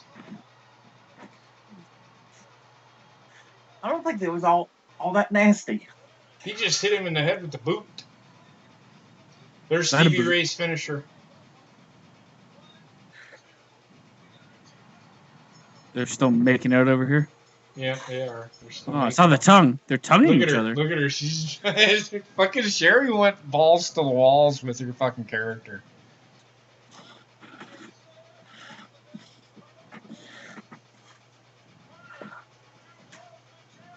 But he's won the war.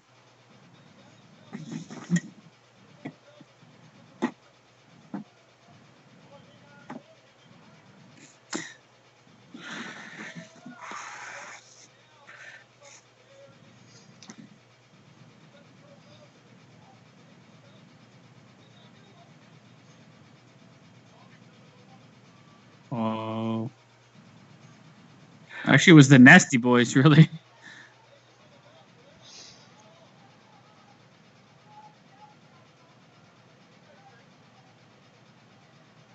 She's confused. Did we win or not? I don't fucking know. Does it look like we won?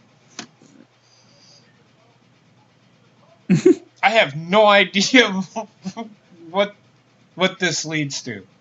I know Sherry still stays with them, but it hasn't. I don't know. I don't know where this is going. Okay, so nobody cares about this. Fuck did I just come back to? Kissy. You came back to Colonel Robert Parker and Sensational Sherry doing the nasty in the other ring. Ew. They were just kissing. They weren't ass to mouthing. And it took fucking Nick Patrick 45 minutes to get a 3 count. I know why JP had a crush on her, because she does have a pretty nice ass in that thong. She's got a nice body, and her face is kind of freaky, but I'm down. I'm down. That's what bags are invented for. It's not that bad. Holy hell. Face is not bad. Bunkhouse Bucket doesn't know what the fuck is going on anymore.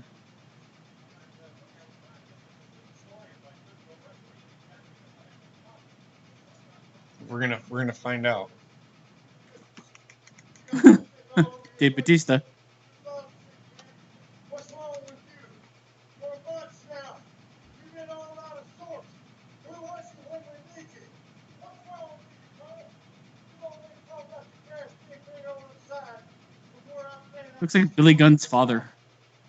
It does. I gotta go along with that. Let me tell you something, brother. Listen, you may not have wise up to I'm serious about that there girl. But another thing, my name is Colonel Robert Parker, and I run this here outfit. Now y'all go on to the side. I'll get you another match. I'll see those bells back around your way. All right, Not gonna lie, the way he's talking is killing me a little bit inside.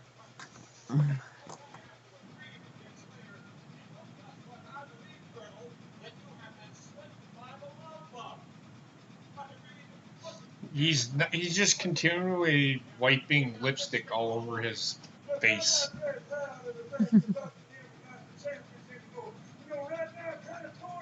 My He's son, at the Billy bottom of Gunn. the penis? Is that what he just said? Say it again, Gina. Did you just say he feels like he's at the bottom of the penis?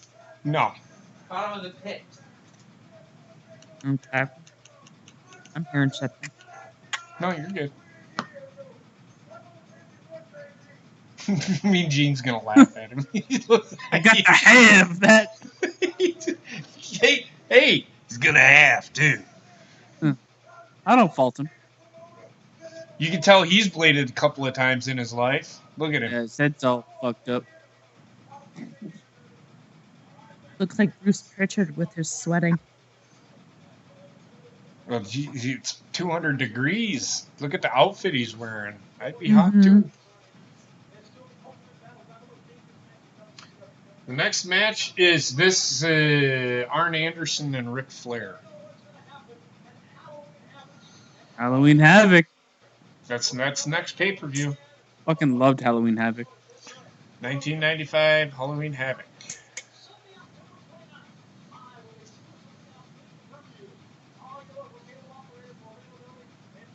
I gotta get some video cassette. Yeah, you gotta get it on video cassette. Fuck the WWE network. We're just kidding. If you think about it, maybe What's it's that? just me, but like I kind of miss VHS. I think Yeah. it's just you. I can agree. So I do too at times. Certain times I do, but Just because like they were less easy to damage than a DVD. true.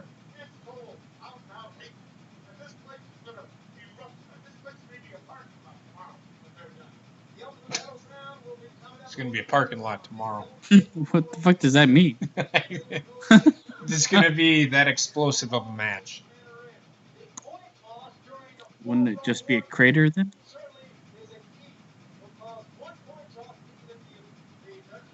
Don't read into it, basement. Yep. I will not. Okay, so Read into it, folks. they Read into it a do. lot. I don't know if they show the coin toss, but the coin toss decides who gets the man advantage going into it. Yeah, they did that at the World Games past NXT. But they do it a little different in WCW. Oh, okay. Oh God, young Ric Flair. Well, Even when he was young, he looked old as fuck. Well, he wasn't really young. He was he still was old. like 40. 3 or 4 at this point. Well, how old is he now? 70? Yeah, something like that. He was 45. This is like the 46. fallout of the Four Horsemen. He keeps referencing them. I know he's fighting one of them. Well, this is just one of those stories. Honestly, I think it's going to lead to. I can't remember. We'll figure it out when we get there. It could be.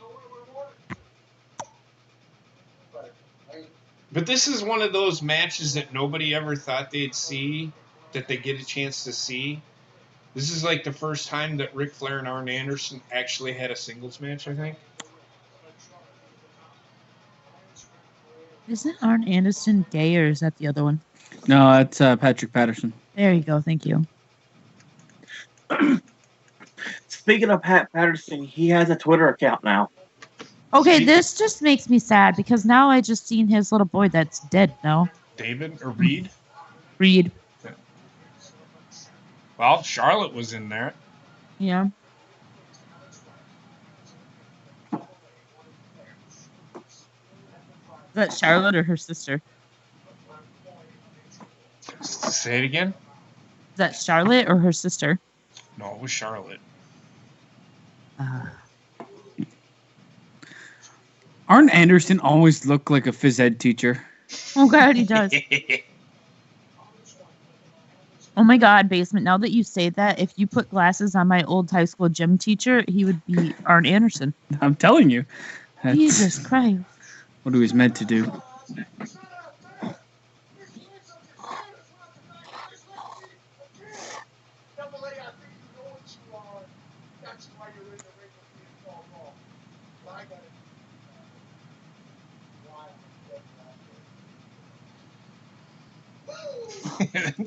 Fucking woo!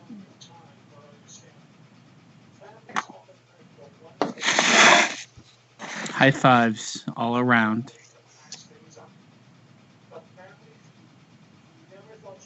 I feel like back in the day, I would not have been able to hang out with Ric Flair. I would have punched him in the face. He just seems insane. Yes, insane. As we were saying this earlier, it's like I just want to see how he like operates in regular everyday. Right? He goes to McDonald's and it's just fucking elbow dropping his coat and shit. Right in the fuck. Hurry it up! You shouldn't take 5 minutes for my fucking Big Mac. Grabs the Big Mac, throws it on the ground, elbow drops it.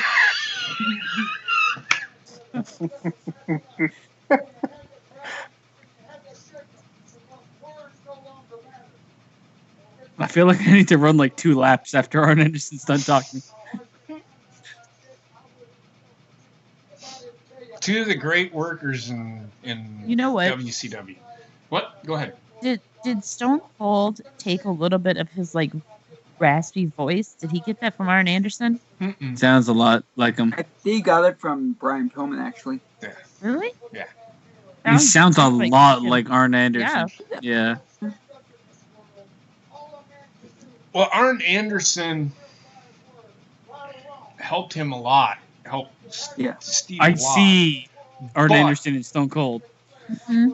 But he may sound like that, but he gets the raspiness from Brian Pillman. Yeah. But he gets the promo, how he cut his promo. He didn't speak too fast. He spoke at a even keel. Yeah. You know what I mean? Yeah. He kept his mind before his words. Yes. Whereas Ric Flair spoke and then It's all over the fucking place. Spoke and then thought. Or just never thought. Just was fucking throwing shit out there. That's why he threw the woos in there, because he forgot what he was saying. I mean, these two are the great workers in wrestling in this match. Remember Kalisto's promo where it's like it's gonna be lucha, and then he just ran away. Yeah. Fucking- That was great. It's very simple, like that old saying goes. Tonight, either wrestle or get off the mat. Is that an actual old saying? Because that's the first time I heard. It's from Bobby the Brain Heenan. Either wrestle or get off the mat. 45 Hey. Never knew Arn Anderson was from Minnesota. It's Dick Hair. Did you want to? He really wasn't. He was never. He's not really from Minnesota. He's from Georgia. Really? Yep.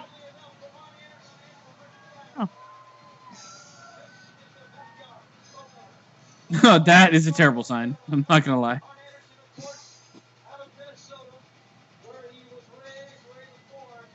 It's Arn Cold Steve Austin.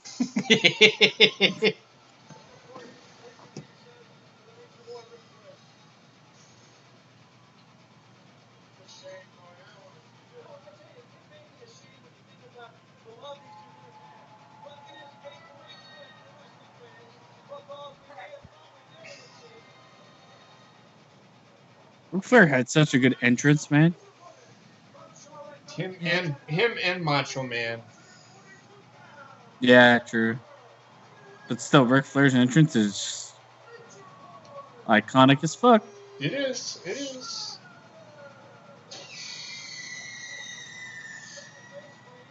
That's like the one thing that Charlotte, well, not the one thing.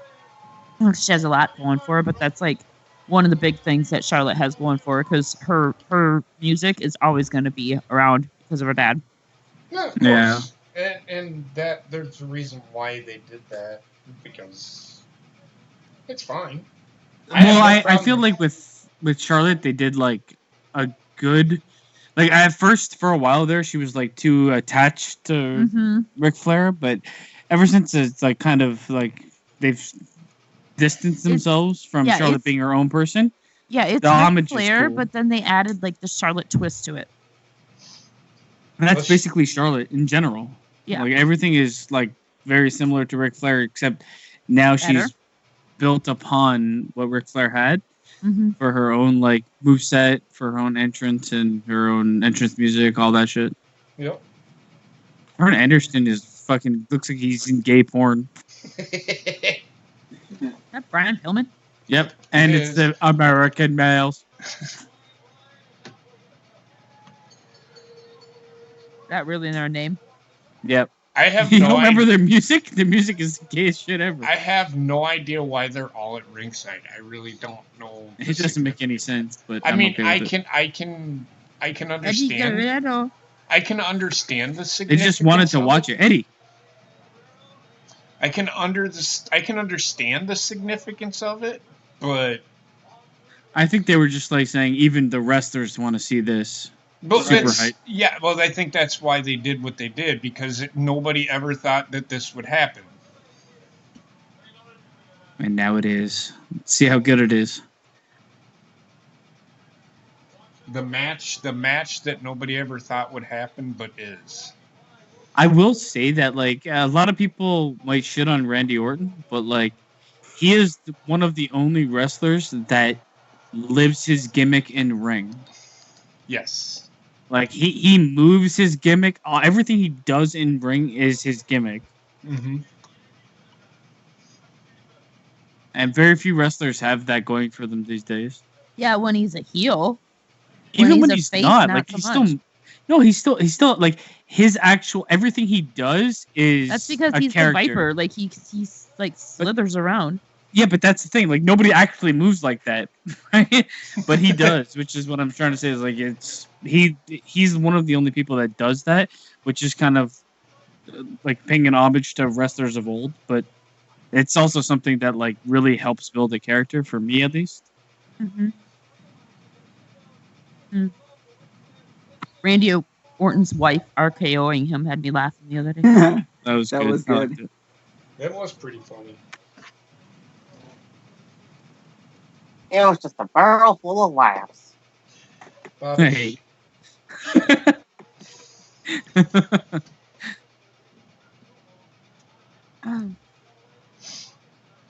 Oh God, I ate too many grapes.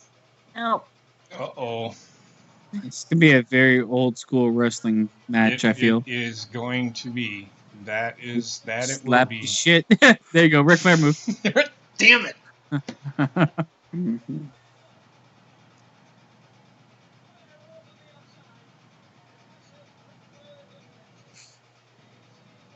What the fuck? What?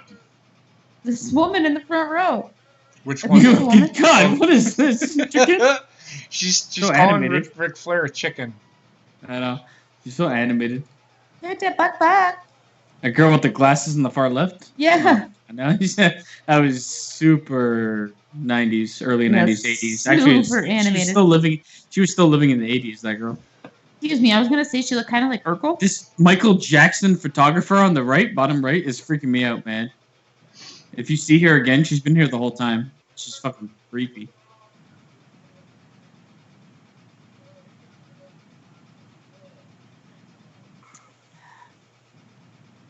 He's gonna have to.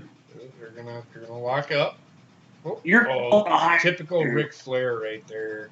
Ric Flair move. Ric Flair move. Awesome Ric Flair moves. Arn Anderson move. You know what? At this point, I say fuck it, just drink. Sorry. Did he just say? Did he just say there's some flagging? Jesus Christ! Every time he Ric Flair. slapped fucking Arn Anderson. Arn Anderson just hauls off and slaps the shit out of Rick, and then Rick oversells it. Does his shorts say Enforcer. Or no, enforcer. The enforcer, Arn Anderson. He was. Oh god, excuse me. V8 and grapes do not go together. I'm just gonna tell you that. What? V8 is disgusting. First Dude, of all, I love V8. I love What's V8. wrong with you? Don't talk you shit. guys are fucking. I've the drank worst. V8 ever since I Why was a little in girl. the hell is why is Buff Bagwell in the crowd? Why the fuck? They're all what? in the crowd. I would if it was me, I would never wear knee pads that were actually shin pads. Like Why? Ric Flair's knee pads or shin pads. And I feel like landing on your knees constantly would just fuck your knees up. Yeah. Look at me, I'm sweating. I got a 10-gallon hat on. Yeah. Yeah, but I think that he wore the shin pads because when he put the figure 4 leg lock on it like put more It helps. pressure. Well, it also helps because you don't get the like shin pressure on yourself. I also would definitely wear knee pads. But Arn Anderson also has shin pads now. Maybe it's just gravity. Maybe she's born with it. There's actually a reason why Ric Flair wore his knee pads around his ankles. God, basement. I just seen Michael Jackson camera. Yeah, you see her? I'm telling you. Hangman Page. They're all Hangman Page. Okay, JP, what's the reason why you wore shin pads? Because he had skinny legs. And he didn't want people to see his skinny calves. Essentially help the situation. Brian Pillman looks like he had a tracheotomy. He did? Oh God, that guy looks like Juice. That's Buff Bagwell. That's Buff Bagwell. He looks like Juice Robinson. He now has sex for money. Seriously? Yeah, he's a male prostitute. Yeah. Well, that's his gimmick. He's a gigolo. And he lives it, trust me. Mm. American males. American male for rent now. Oh, trust Yeah, he's a me. male prostitute. Trust me. Juice Robinson is better than Buff Bagwell. Oh, There is no 100%. comparison. Buff Bagwell's pretty shit. Let's not kid ourselves. Well, I was just saying, like like when I seen his face, he just reminded me of Juice because it's very similar to Juice's gimmick minus the earring. He always looked like a male gigolo. Oh, their gimmick Buff is Bagwell nowhere more near. like Fluff Bagwell. What? What about it? I said Buff Bagwell more like Fluff Bagwell. Am I right? No, not really. Okay, okay. He's a fluffer. Stop it. That's a track joke. I understood what he was saying. I accepted it. I pulled it. See? I pulled a I mean- dad joke. I pulled a dad joke the other day. We were driving home. Wendy was crying. I said, "Stop being a crybaby." Her dad. Hang up on JP. Well, we have officially fired JP. You can't fire me. He's unfireable. Yeah, we can. We're gonna promote him to CEO. Yes. I thought it was funny. Made It's Heather funny, laugh. but it's not a dad joke. Sure, the Yeah, it baby- is. No, it's not. Just because you're a dad and you said something funny doesn't make it a joke. I don't know if he said something funny. Oh my god. That's funny. And a Ric Flair. Kid Sasha to the back. Heather, can you come over here and say that I got it? I'll be right back, y'all. Alright. Thank God he's gone. Super Ric Flair over here. Ric Flair move, drink. Everything's Ric Flair right now.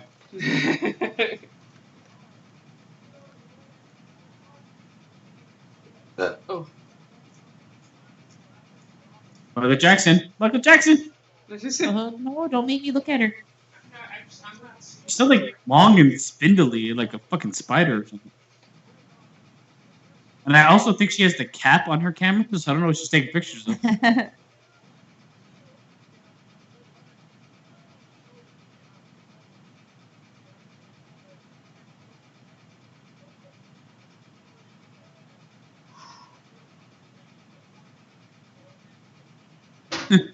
Until that man's usually career was over.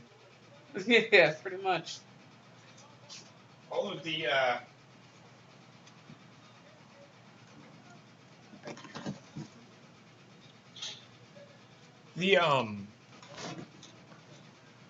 wrestlers, it just so did they explain why all the wrestlers were out there?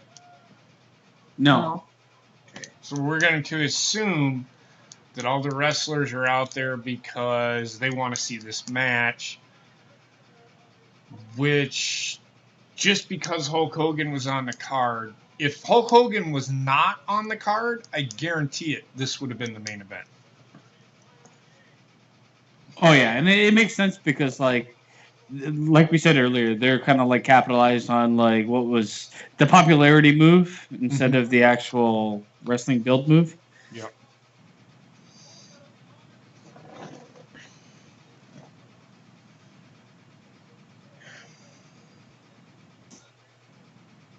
It's like a Zack Sabre Jr. match. What? Shit?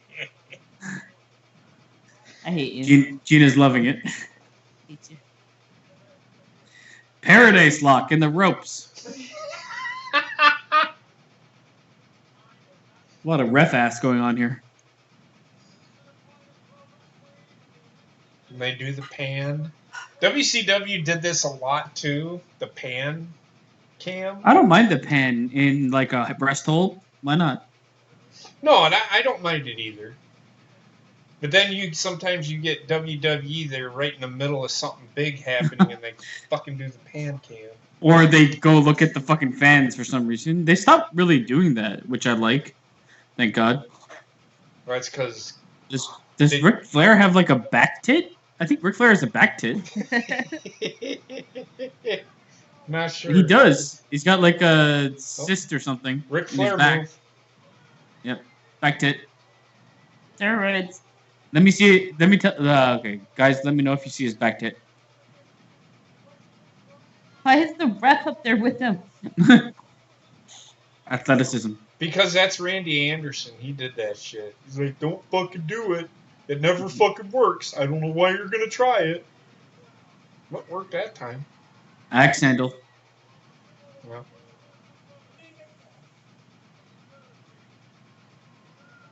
Ric Flair has forever and always looked like tanned leather. Yep. I'm still not seeing his...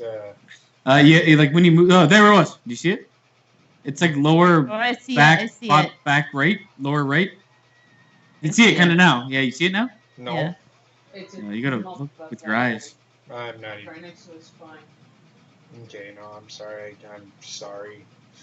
Look with your eyes, not your emotions. It looks kind of like he landed on something because it looks like that muscle is swollen right there. It's either swollen muscle or he has got like Or cyst or steroids. something in his back. I don't steroids. Does it look like Ric Flair has ever done a steroid? He was huge when he first showed up. Like, the guy was muscle bound when he first showed up. And he's pretty good shape for his age. Holy fuck, man. No, he is. He's He 40. stayed looking this way for like 20 years. He's 46 here.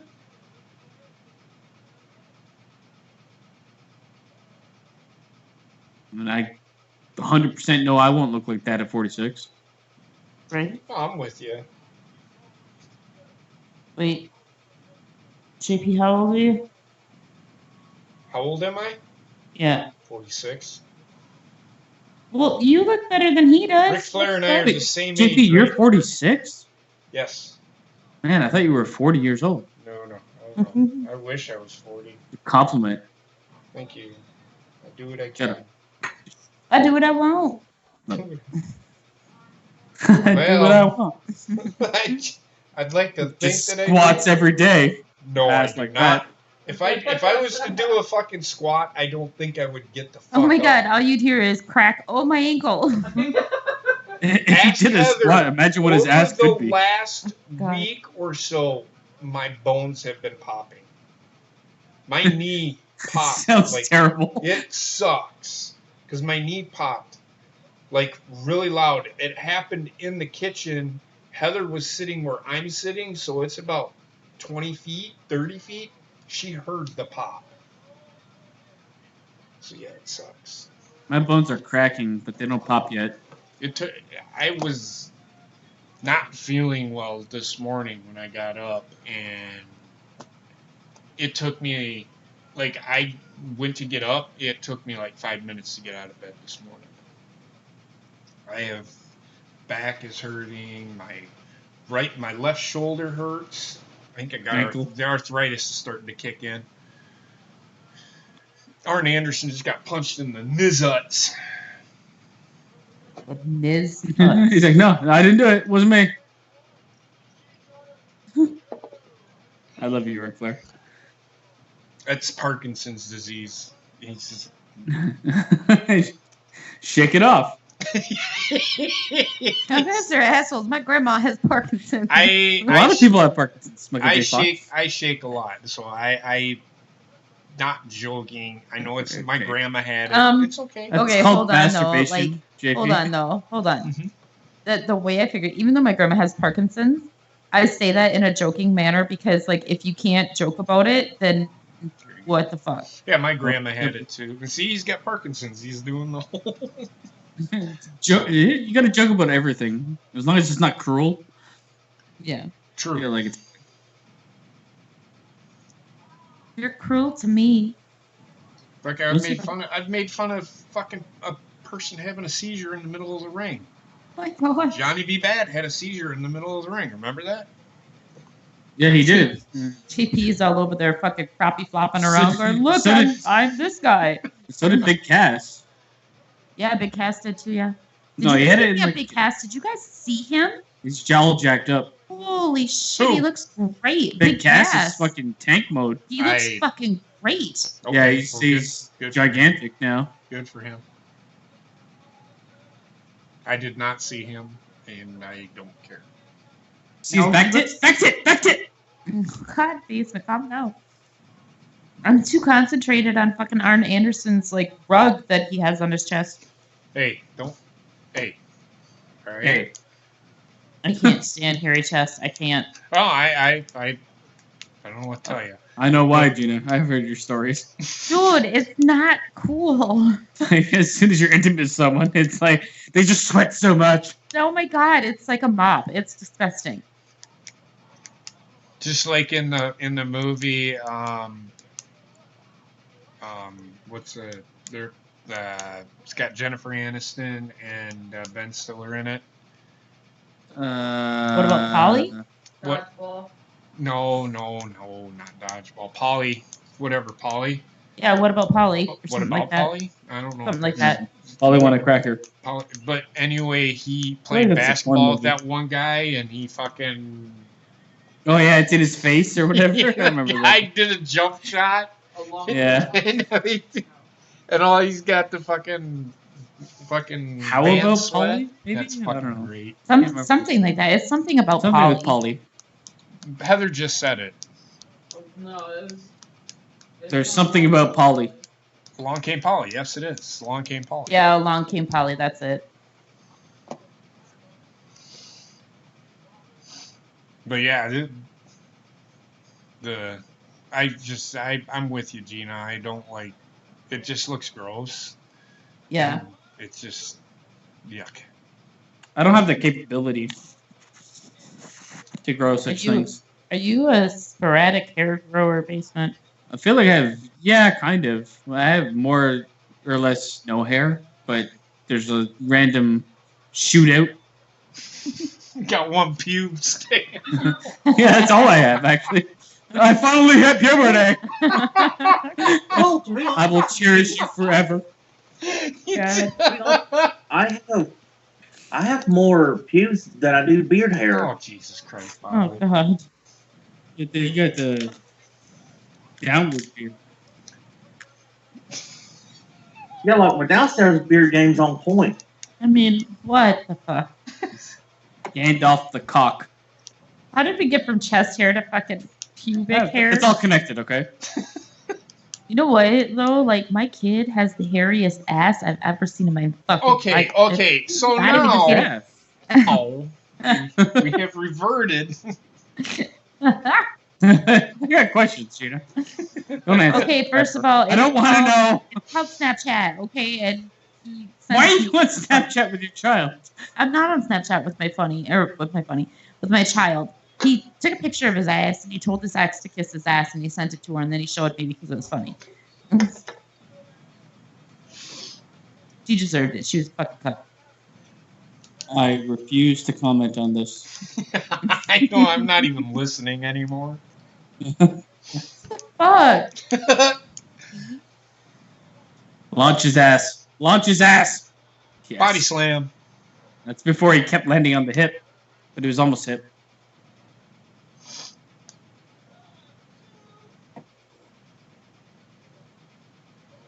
He doesn't want to fucking do this anymore. I don't. The fuck was that? Yeah, it was not good. Like, this is the thing I hate, when people jump off the rope and it doesn't even look like they're trying a move and it turns into another move.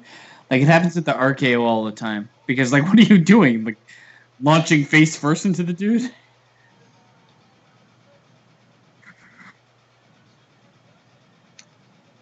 I don't care what anybody says. That fucking hurts. It does. It does. Oh my It god, the fucking figure kills. four. My mom used to put me in that shit all the time. It hurt like son of a bitch. The fuck? What the fuck kind of family do you have? Watching your son's dysfunctional, okay? ass and getting figure foured by her mom. I don't even understand. My mom used to put me in the crippler crossface when I was a teenager. We talked about this. Yeah. How was your day at school? Well, I learned about the crippler crossface, bitch. No, You must it was always always be prepared, you know. No, it was always when we were watching wrestling, but So Gina, how come you got a D in school in the crippler crossface? You got an A if I got plus a in D in phys ed. school, if I got a D in school, she just shamed me until I cried. And then the crippler crossface. Only if it was a Monday or a Friday night. Fair enough. Fast forward to Christmas, your mom's buying a Bowflex. Oh my god. Jesus fuck.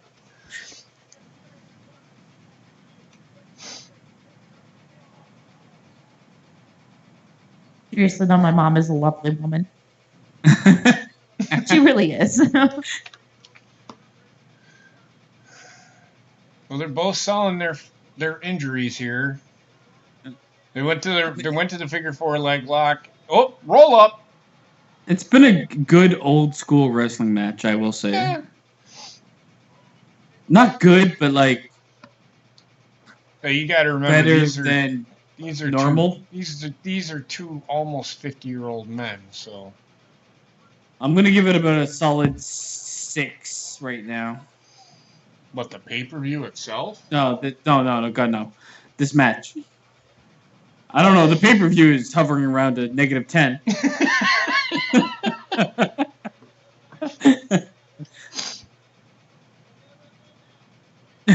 Oh, that's a good sell. I like that. Okay. Hangman Page, go back to AEW.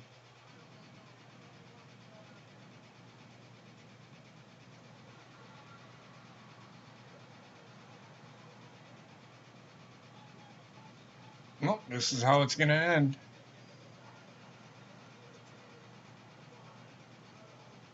All right. Building the story, I guess, for Ric Flair to move on to Flying Brian. They're rebuilding. Or not. Fuck knows. I don't know. don't remember. It could be.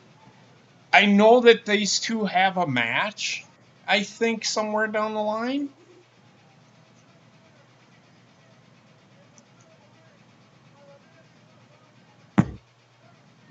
Oh, okay. Big boss man. Big Bubba Rogers. He is what he is.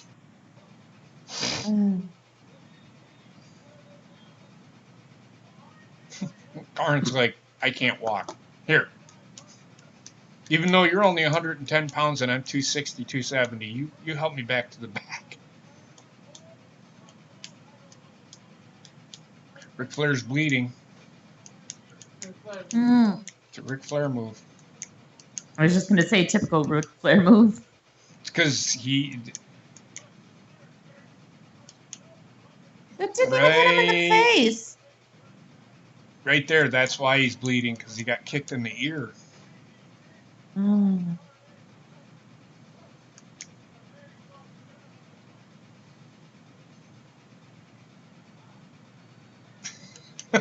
Randy Anderson. The fucking emphatic 1, 2, 3. Fucking Bobby Heenan's upset.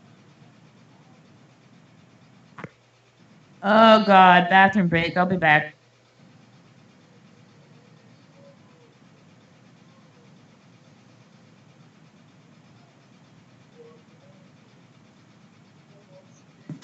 This is the weirdest promo I've ever this? seen. This is Kevin Sullivan, man.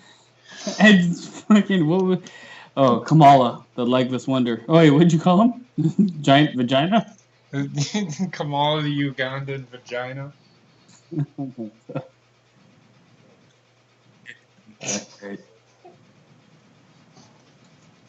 This is so weird. Okay. Okay.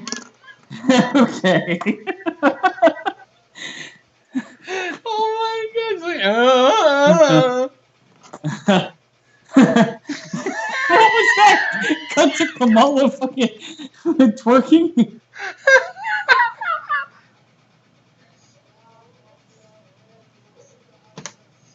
Okay, there's 0 chance the heels are winning. The master himself will drive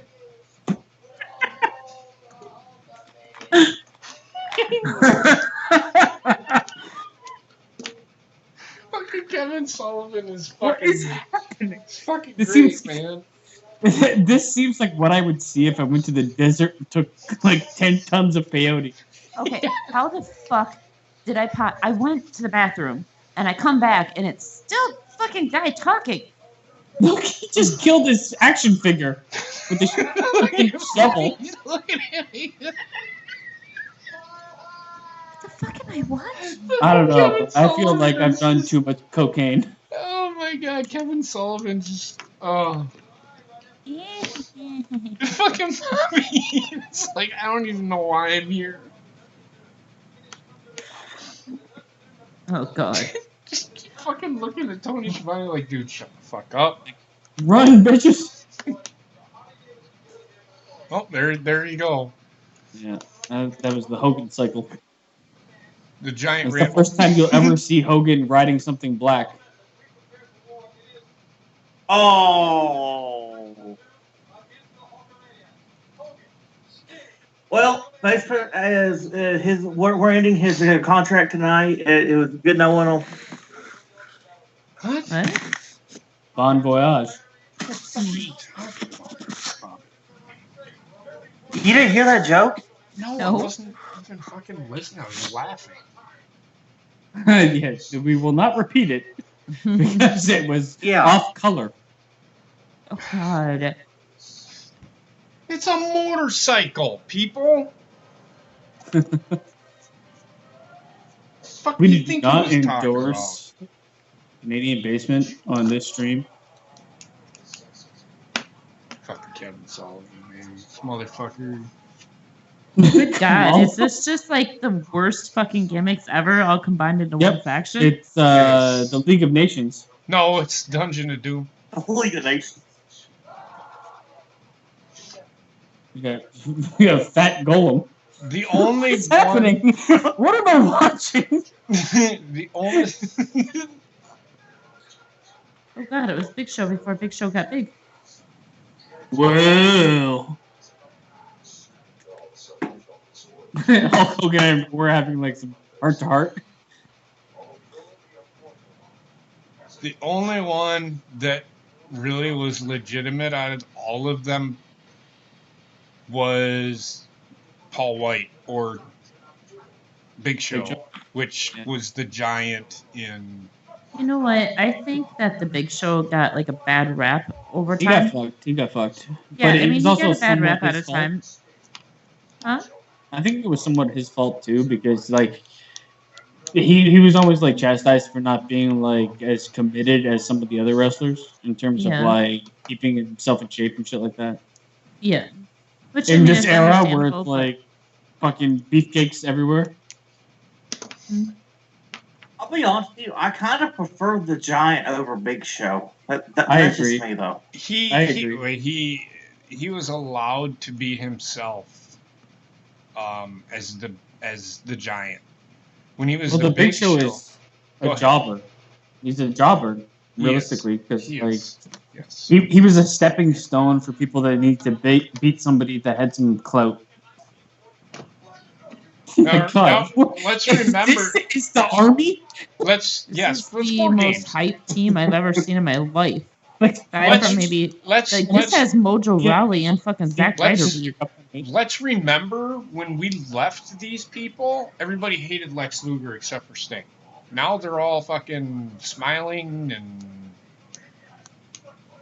carrying on, and they look like assholes. Okay, Blonde Sting is weird. I'm not used to seeing Blonde Sting. Blonde, I'm gonna be honest with everybody. Blonde Sting is better than Crow Sting to me. I don't. Because I grew up watching Blonde Sting.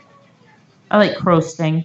You're high. The thing is with me, like Sting, I was never a huge fan of what he did in the ring. I'm not saying he's bad. I think he's actually pretty good.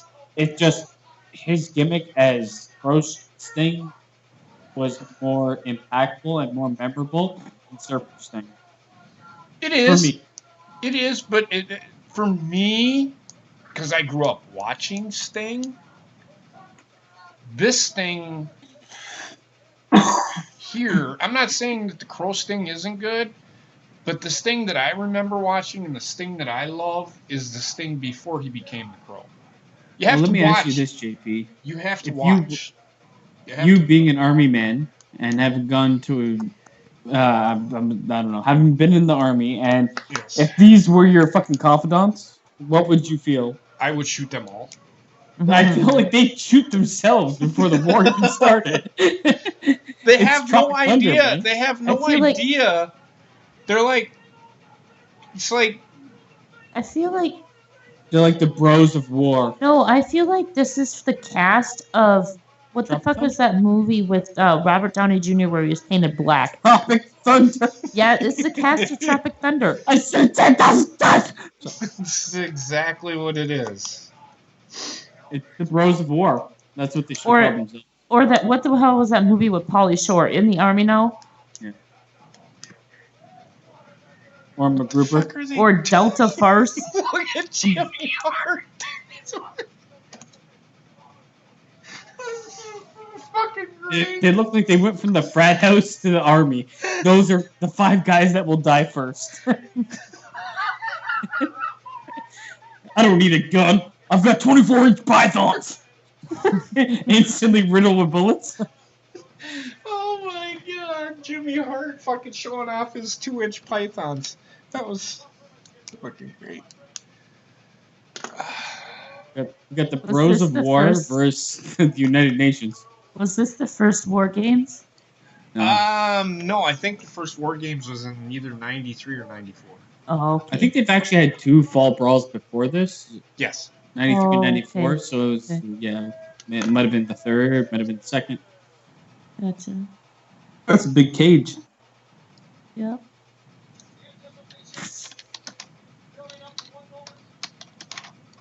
Despite all the rage, he's still just a rat. I always wondered what the hell they would do if like one of those chains broke. I guess run? I don't know. Can you imagine? What are your options? It just falls in the crowd, kills like. Yeah, I know, but people. could you imagine like the mass chaos that would cause with all those people? It'd be the best War Games ever. Well, it's not just War Games. Like I just wondered that whenever they had a Hell in a Cell match. I always felt that way too. Like when I was watching it, it's like, what if the like cage just falls during a match? Yeah. Actually, the very first War Games was at the Great American Bash in 1987. Oh wow. But the very first War Games that happened during Fall Brawl was in 1993. So this is like the 4th. No, This is is the second. the second. The third one. The third one. Third one, yeah. 7 Because periods. okay, basement 1995 minus 1993. But no, I said at Fall Couple Brawl basement. But yes, this would be the 4th War Games match. Yeah. I'm trying to learn the rules, guys. I'm sorry. I missed them entirely. What are the If rules? you don't know the rules by now, then you're No, fired. but they've changed. They've changed over time. I'll figure it out.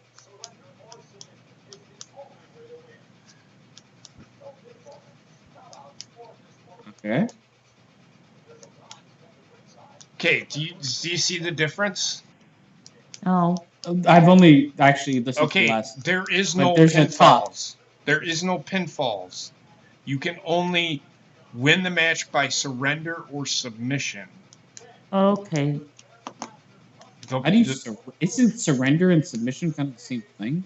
Well, no, because you can end the match saying I'm done. It's like an that's I enough. quit match. Kind of. We give up, kind of like type deal. Oh god, the Dungeon of Doom. Oh my god. Yeah, This right. cast of absolute characters. Brutus the Barber Beefcake. Zodiac. Walking like he just shit himself. Shark Boy. Earthquake. Brutus the fucking barber. Shark. I had no idea. Shark.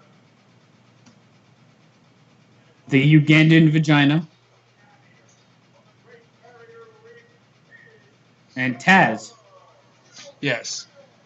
The great. He's from the Great Barrier Reef. It's all over. Fuck Kevin Sullivan. Kamal is like, I don't fucking know you. Don't talk to me. Look at him. Fucking Meng, Haku, whatever the fuck you want to call him. Oh god, it is haiku. Haiku, it's Haku. I called it Haiku's a haiku. Like a poem. Doki Doki. Doki. Bucket Doki Doki scarred me for life. Shark, Meng, Kamala, and Zodiac. So Kevin Sullivan, who is a wrestler, but he is the...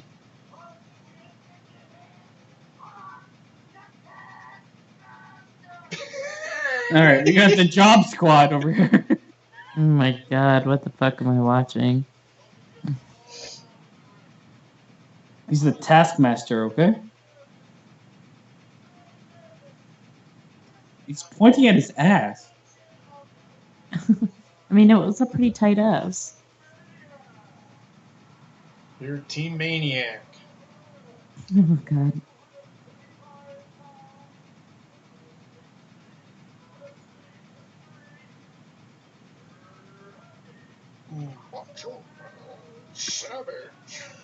The Bogey.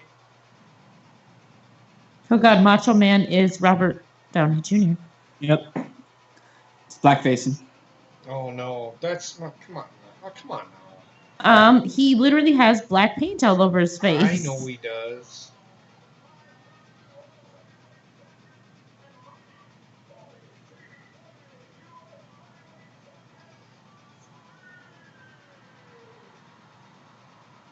Listen to the pop that Sting gets. Look at that. Mm.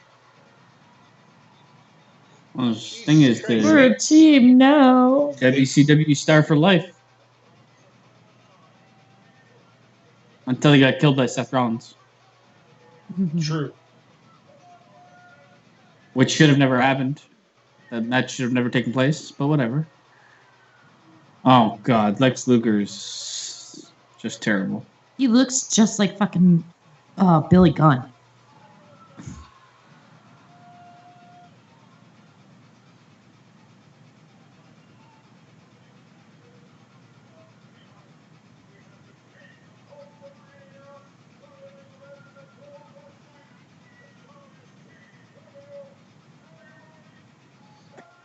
And no, How the much you title, bet that these four had? the title is not How on much the you line bet? in this match. I feel like this was actual fucking- war riddled with bullets immediately. Got fucking Rambo paint on him. How much you bet that these four had butt sex after this? Who? I think they had butt sex before this. Did they act like they had butt sex right before they came out? I mean, just a train going down. Look at this. With Jimmy Hart at the rear of the train. He was the caboose. Standing there with the megaphone. Come on, put it in! Oh god. Oh my god, look at Savage, man. He looks like they all did a Coked line out of of his coke. mind. They all did a line of coke before the fucking match started. Off each other's dicks. I feel Look at Savage. He's like, get the fuck away from me, brother.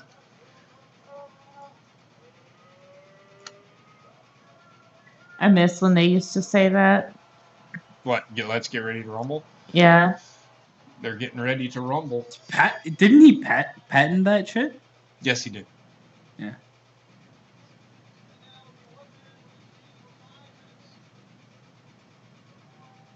I mean, who wouldn't trademark that? Who's starting? I'm gonna say Hulk Hogan. I feel like Hulk Hogan will start because he's got to be Iron Man. I think Sting starts. Either him or Savage. Sting's first. Sting's Oh, first. That ruined me. Sting And starts. who cares from the other side? The Shark Boy. It's Shark. Not Shark Boy, it's just Shark. So they're gonna stand in the fucking. They I mean, he doesn't really look much like a shark. Outside of his It looks outfit. like he ate a shark. John It's Tenta. Earthquake. Yeah, it is. It's John Tenta, yeah.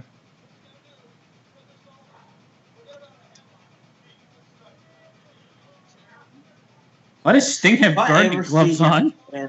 Why does Sting have rubber If I ever gloves see him on? in person, He doesn't. I'm just gonna That's- say a baby shark at him.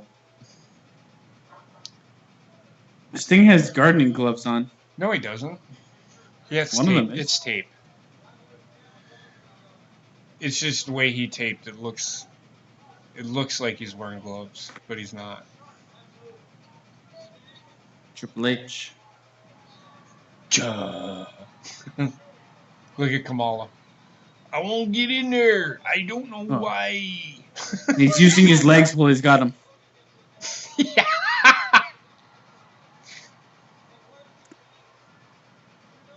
I ain't got no legs. I feel like this is absolutely one-sided. Um.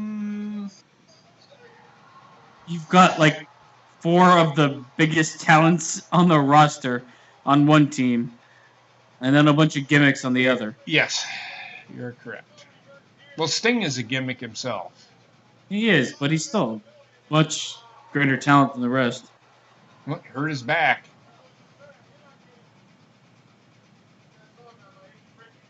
My achy breaky Get that back. song out of my achy break. God damn. I love it. So he tried picking. We can't pin. No, Come on, Earthquake. I think he knows that. He's just like 450 pounds, so he just, takes him a minute. Come on, basement. God damn. Sorry. So judgmental these days. Freaking Jimmy Hart walking around with the American flag. Nope, they're Kevin Sullivan.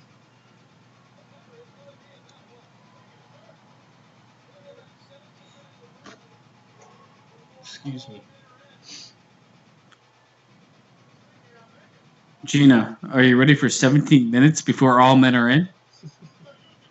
Yay. I can't wait till Kamala enters. He's my favorite. He's gonna He's walk the big around baby, the ring. right? He's like Big Voodoo Man. Big Voodoo Bad Boy. Yeah, big voodoo baby. Yeah, they're all kind of big babies. Earthquake's a big baby. Sure. Look at John. Look at. Nope, he's gonna lose his bandana. No. That's what kept his... Never mind.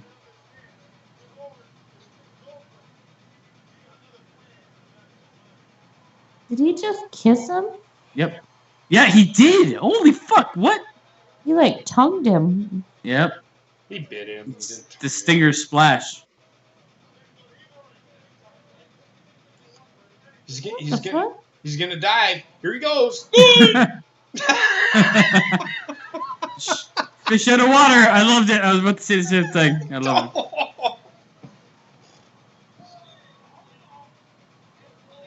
His poor Tum Tum. I know. Now, I'm going to say this, that I can almost guarantee you that the reason why Sting is getting the upper hand a lot is because the other team is going to be allowed to have their guy come in. Yeah, that makes sense. It makes sense, though, to have the 2-on-1 for the heels in the beginning. His poor biscuits and gravy. His tummy, his biscuits and gravy. What's the gravy? Biscuits and gravy. Baby gravy? You're hurting my semen. Well, if you hurt the biscuits, you can't get any gravy. You've ruined Thanksgiving for me.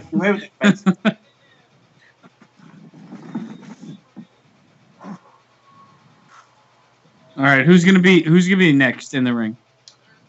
Haku. I'm gonna go with the Taskmaster. No, I think it's gonna be the Zodiac. Zodiac Killer.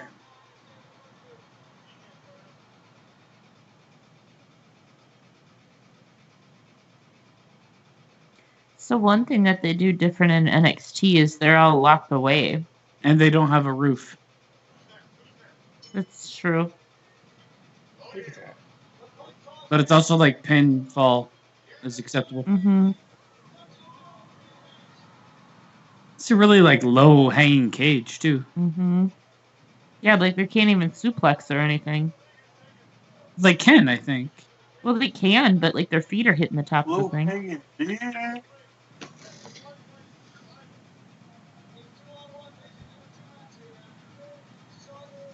Oh, here we go with the double team shit. Sting was kind of getting the upper hand, but now he's getting his ass beat. Here's my Somebody question. go and get their ass kicked. Who's coming in next? I'm gonna say Macho Man. Yes, I can believe that. Macho Man. Bite into a Slim Jim. Mm-hmm. He might actually do Give that. me a Slim Jim, bro.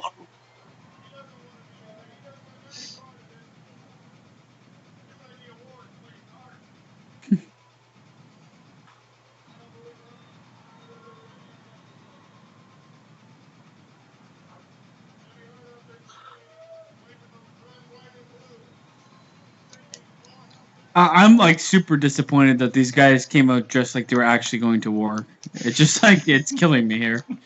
I'm with you.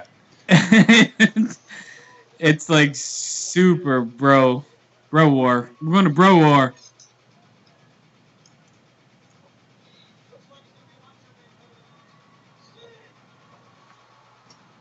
John Tenta no sold the fucking. They're gonna be like, get off the fucking cage. We can't see beyond you.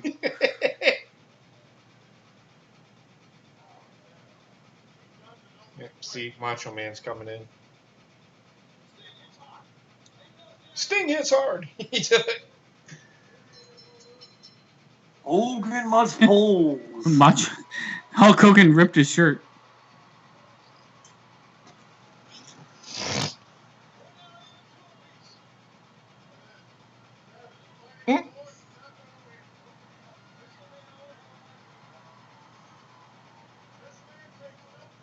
Why he's got tape around his pants? I don't. What the fuck is he doing?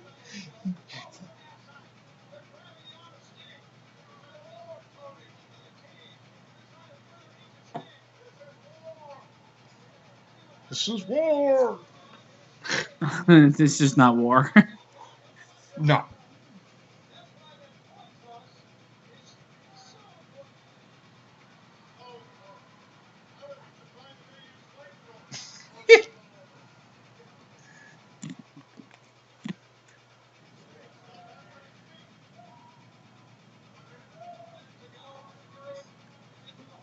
Doing heel tactics, doing whatever it takes to win. So I feel like Earthquake definitely looks like a pedophile. Man grabbing fucking.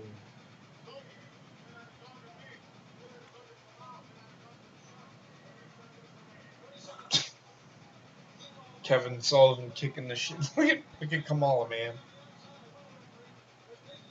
He hates legs. He hates legs because he ain't got none. Keep on rolling, rolling, rolling.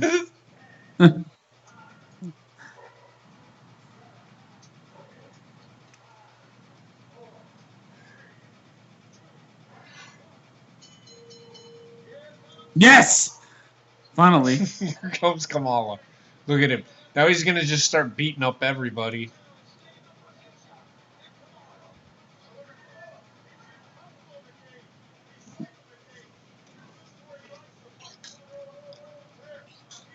It's Doesn't crazy, even make man. any sense. Why is the jungle like a cage?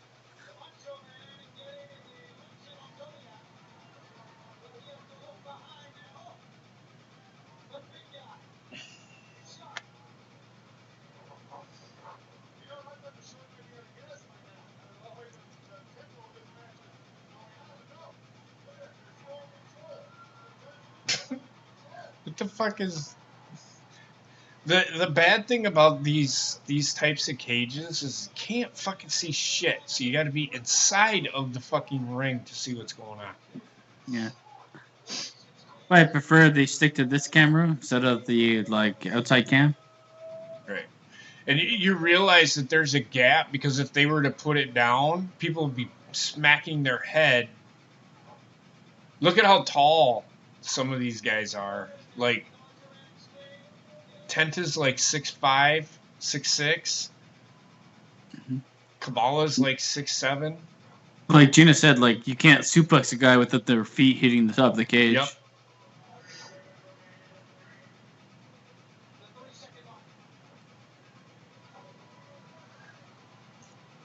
Lex Luger will be coming in.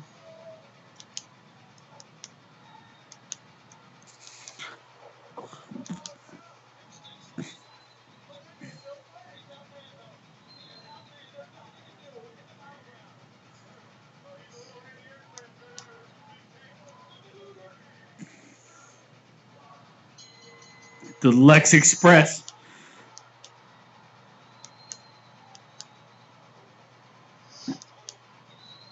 Oh, they called him the total package. Don't call him the Lex Express anymore. It's the total package. That's what I actually remember him as anyway. Total package. Yeah, but he was better in WCW. He was never a WWE guy. I don't know why. No. You know what it was? They tried to make Hulk Hogan out of him, and he was not ready to be Hulk Hogan. Yes. Well, he was. He got too big too fast. Or they tried to make him too big too fast. He wasn't a very good worker, and Hogan wasn't a very good worker either. But Lex Hogan Luger, had the charisma that Lex Luger does not. That is true. That is why Hulk Hogan worked.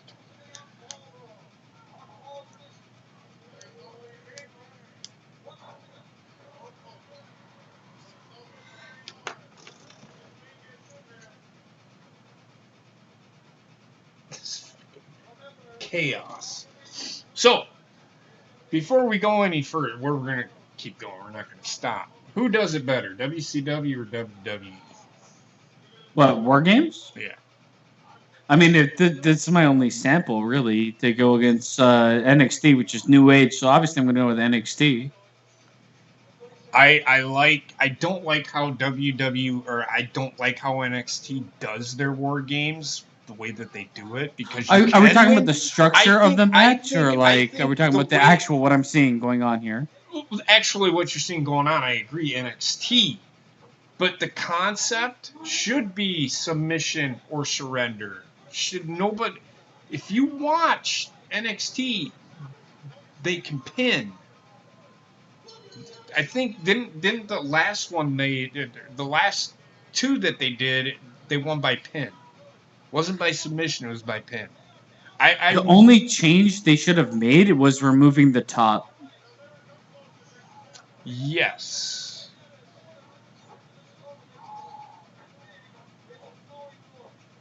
But there was a reason. I agree with you. There It was a shouldn't be reason pinfall. why. I don't like that. But there was a reason why the top is on this cage, because you can't escape. Because if you... Or just, like, elevate the top. Yes. So the only way you can reach the top is go up on the top rope and you can grab on and climb if you want to. But I do agree with you. I do like the stipulation of being submission or surrender, because, I mean, it gives it the actual, like... It's I guess a stipulation that doesn't exist in any other match. Yes. I mean, I don't... Pinning somebody isn't really... I mean, pinning somebody, yeah, you beat them, but the concept of surrender has a lot to do with war, if that makes sense. It makes more sense. It makes a lot more sense, and I agree with you there. And this is also why I hate the idea of a cage match having the ability for you to leave the cage through a door. Like that, there should be no door. Yes. Otherwise, it's just a regular one-on-one match with a cage around it, with an easy way to win. Realistically. Yeah. But yeah, if you have a top on, if you don't have a top on this, then do you say when they escape through the top they win, or how does it work? Because then you have shit going on the outside. Ooh. Oh, this son of a bitch! Look at this fucking heel tactics shit. Heel tactics, Hulkamania. He ain't fucking around. Wait till he hits that leg drop of doom.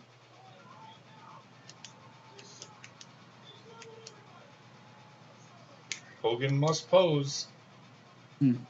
He will, soon enough. If they win, because you're forgetting about one person. I feel like he'll pose before they win. You're forgetting about one person in Dungeon of Doom. I know, he's yet to enter. Well, he's not coming in. And Big I'm Show? not even talking about Taskmaster. Whoa. Yep.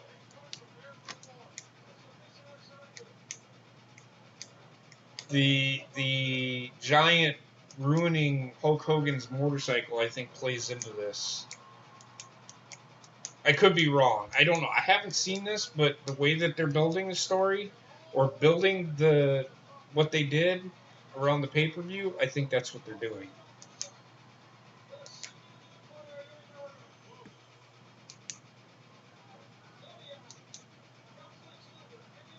Gets raped? Raped. Oh. As in rake? Yeah. I thought you said rape too.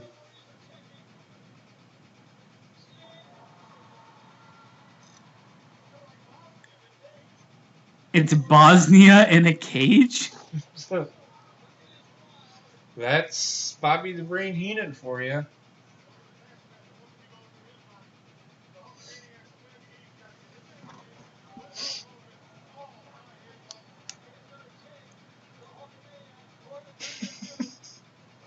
My name is Kamala, and I'm a Ugandan vagina. I didn't hear what you said. All I heard, I'm a Ugandan vagina. Ugandan have to.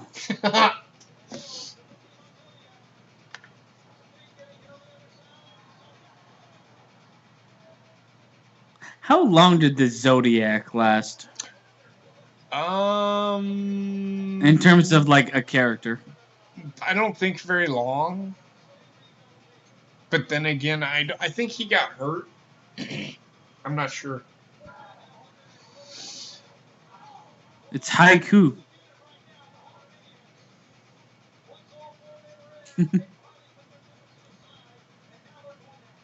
I mean, Meng never really got a chance. He's a badass in real life, they say. So Haku? Yeah, yes. Haku is like apparently feared by everybody.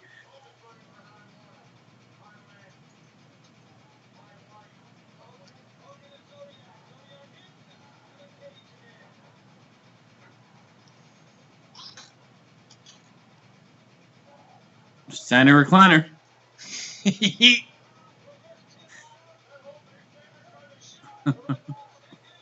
Ow. He will. He will. He will.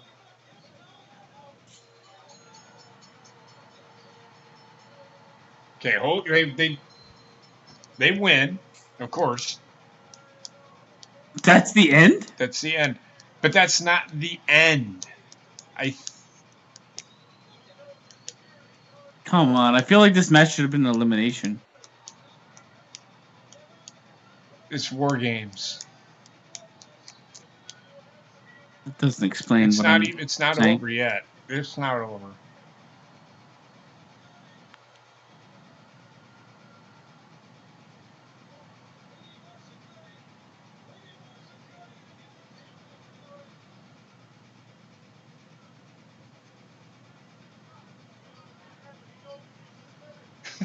Come on, man. Considering the 90% of the promo package is built around this asshole. He's got to get in a ring with Hulk Hogan, I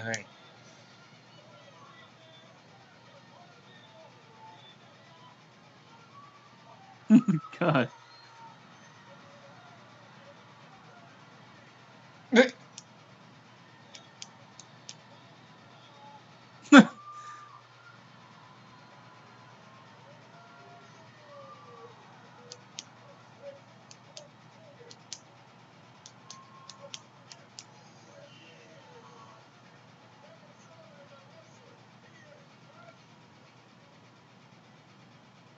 Why do we hear Macho Man randomly?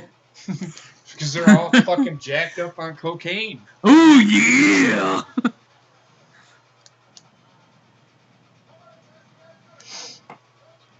See, this feud is all about Hulk Hogan and Kevin Sullivan, which never materialized. If you pay attention to what WCW was doing, Kevin Sullivan was the mastermind behind this feud. Well, not the mastermind. You get what I mean. Yeah. This feud should have been Hulk Hogan and Kevin Sullivan, not Hulk Hogan and Shark, and it should have been Hulk Hogan and Kevin Sullivan, and it never was. This is a culmination of Hulk Hogan getting his hands on Kevin Sullivan. This is going to build to the match between Hogan and Big Show, or Giant.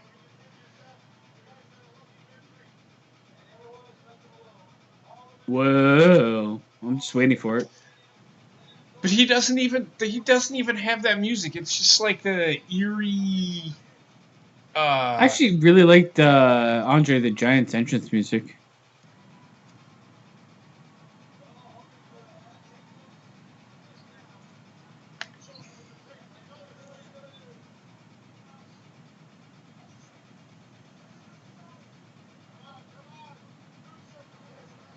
Oh, there's the big Oh boot. God! Here he comes. Look at his hair. Look Here he at his comes. hair. I know. Wow! It's the big perm. He was only 23 at the time. They built this guy up, and they did it somehow. Eric Bischoff was able to build him up right. Look at how athletic he Look is. how agile this dude is, man. Holy fucking hell. But I feel like part of his failure is on him, but I also feel like it's more on the company when WWE had him, because he was relegated to this guy that flip-flopped for a long time. He was not used in the way I think like he thought he would have been used. And he was like, you know what, you're not going to use me that way, then I'm just going to fucking eat and drink and do whatever the fuck I want. Mm-hmm. I feel like he had like broken neck. He broke his. This is a story that Hulk Hogan broke. He's got a broken neck now. And this is the build to their match at Halloween Havoc. Even though I don't think it was a broken neck. This is where Hulkamania dies. And Hulk Hogan, I think that's the build that they're going with here. And this is where Hulk Hogan starts wearing the black. I'm waiting. I can't wait for that. Can't wait long enough.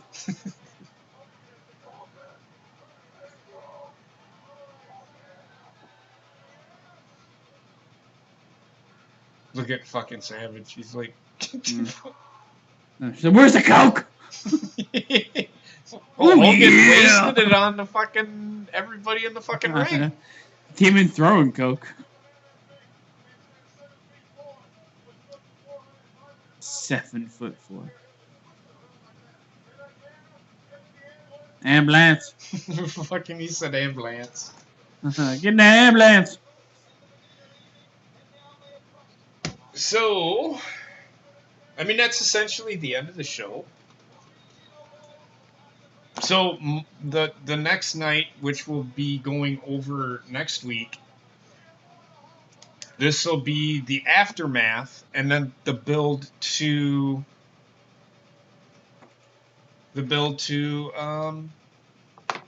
Halloween Havoc, which takes about 6 weeks, I think. That's the end of the show. Okay, so I will say, like, I mean, the length of the production hurt the show. You think the too long? It was too long. It was too long. When I say that, they basically did what they kind of were doing on Nitro, but they've just extended the time of each match. Mm-hmm. Which can work if you've got workers to make it work. Right. But certain matches went too long. Certain matches shouldn't have existed.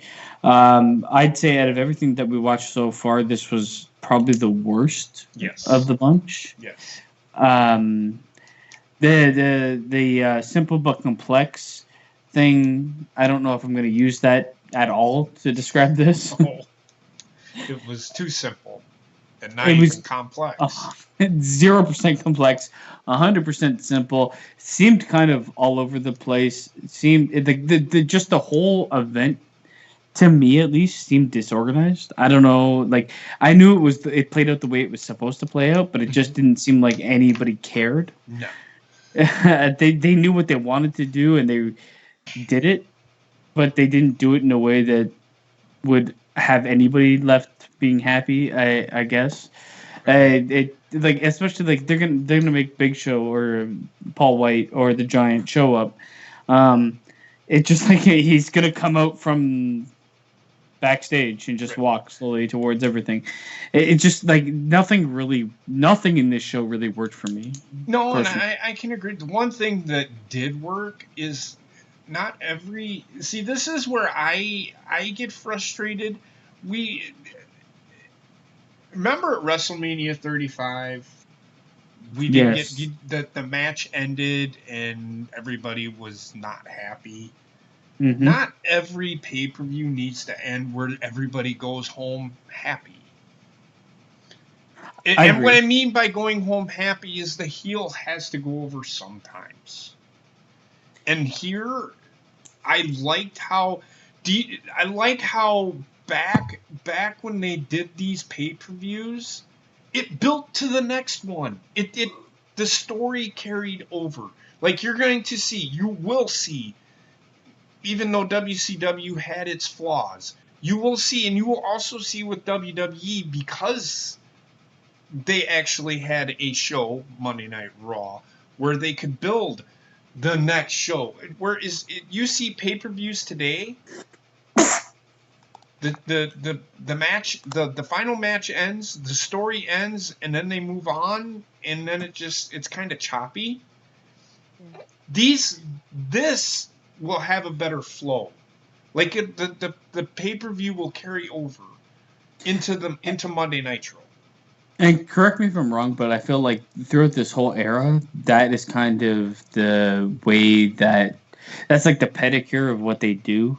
Everything seems to there's a pay-per-view, but the pay-per-view lays seeds for what's to come. Yes. Where now the pay-per-view kind of most of the time ends, and then it's like, we're starting fresh, and we're going to go for 2 weeks, and then we're going to start fresh, and then we're going to go for 2 weeks, and then we're going to go to the pay-per-view. Now, I mean, I will give you that. Definitely they did lay seeds for what's going to come. Mm-hmm. Was it a good show? No.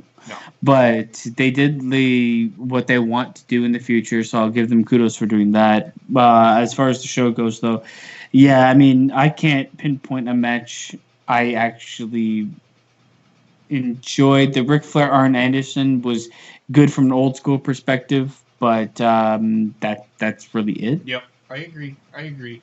That was probably the best match of the night.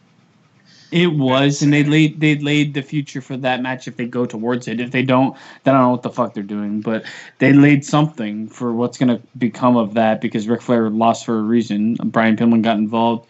I think they're building to Brian Pillman and Ric Flair. That's seems what it looks if they like. If they don't do it, it's like, why did you even do it? Yes. Other than that, I mean, we had Johnny B. Bad versus Flying Brian Pillman. That match went on way too long. 30 minutes. It took until the end of scheduled time to actually get into the second gear. Yep, and that's probably why the match went into overtime. And neither of those guys should ever wrestle a match longer than 20 minutes at this point. I'm not saying Brian Pillman at some point, but at this point, no. I didn't want to see that match go longer than 8 minutes. No, I agree. I would have actually. What else do we have? I actually would have the main event. I would have taken time away from that match and put it in the main event. What killed me with the main event, because if you're gonna make it submission to surrender, it should be. I also feel like they missed the mark by not making it elimination, because it's just because one guy gives up, your whole team doesn't really make sense. If they're gonna do submission to surrender and say it's a war thing, but it's also people get eliminated in war and you have to continue. True, I get what you're saying. Yes, and I totally understand that. I also felt like the teams in that were we knew this beforehand, but they were super lopsided.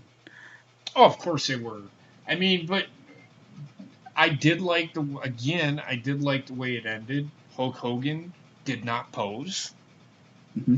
He ended up with a broken neck, and the crowd went home sad because Hulk Hogan lost. Well, there's a caveat. The Hulk Hogan won, and then died. the crowd thought they were going home happy, but they ultimately with the run-in at the end, well, it really was a walk-in, but that, like I said, is going to build to the next pay-per-view, which is Halloween Havoc. And this is where I'll give the WWE credit. When they debuted Paul White or the Giant, they debuted him in a surprise way, and I prefer that than he just enters from the regular way everybody enters and takes his time to get down there. Right. I mean, it's not a huge knock on it or anything. It's just I'd prefer it to be a bit more surprising. But it wasn't a surprise. It wasn't like his first time showing up, though. That's the thing. If it was his first time showing up, I would have had him come up through the ring. But I don't think that was his first time being in. He's wrestled before, so he's been a part of the. I guess it was his first time for me showing up. So I'm looking at it from my own perspective. Yeah, really, you kind of have to. I know we have not, but he hasn't been on any of the Nitros. You have to go watch WCW Saturday Night to see him wrestle, or pay-per-views before that. But how good did he look? To be honest, fucking looked in agile. Ridiculously good. It's ridiculous. 7 foot, 7'1", probably 420 pounds. Whatever. The guy grabbed the ceiling and like fucking vaulted himself in at that size. Holy hell, man! Yep. If only WWE would have fucking built him as such. They used him as a stepping stone, and I feel like he understood that, and eventually was like, "Fuck it." Right. If this is how you're gonna use me, this is how I'm gonna act. Right. He's a young guy who's huge.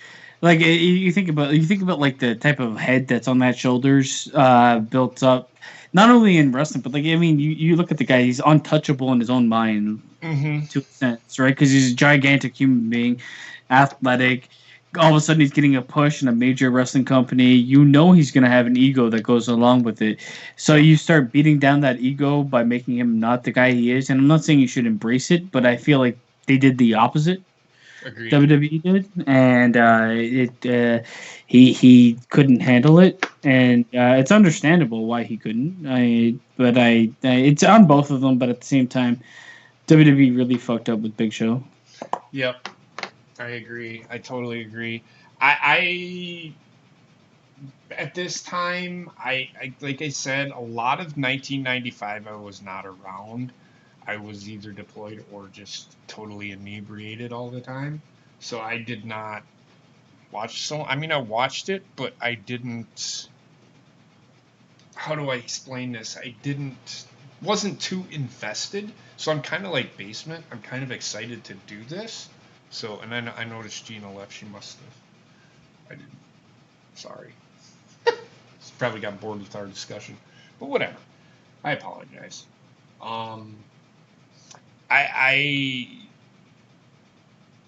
With my eyes and what I see today, it was shit. Not gonna lie.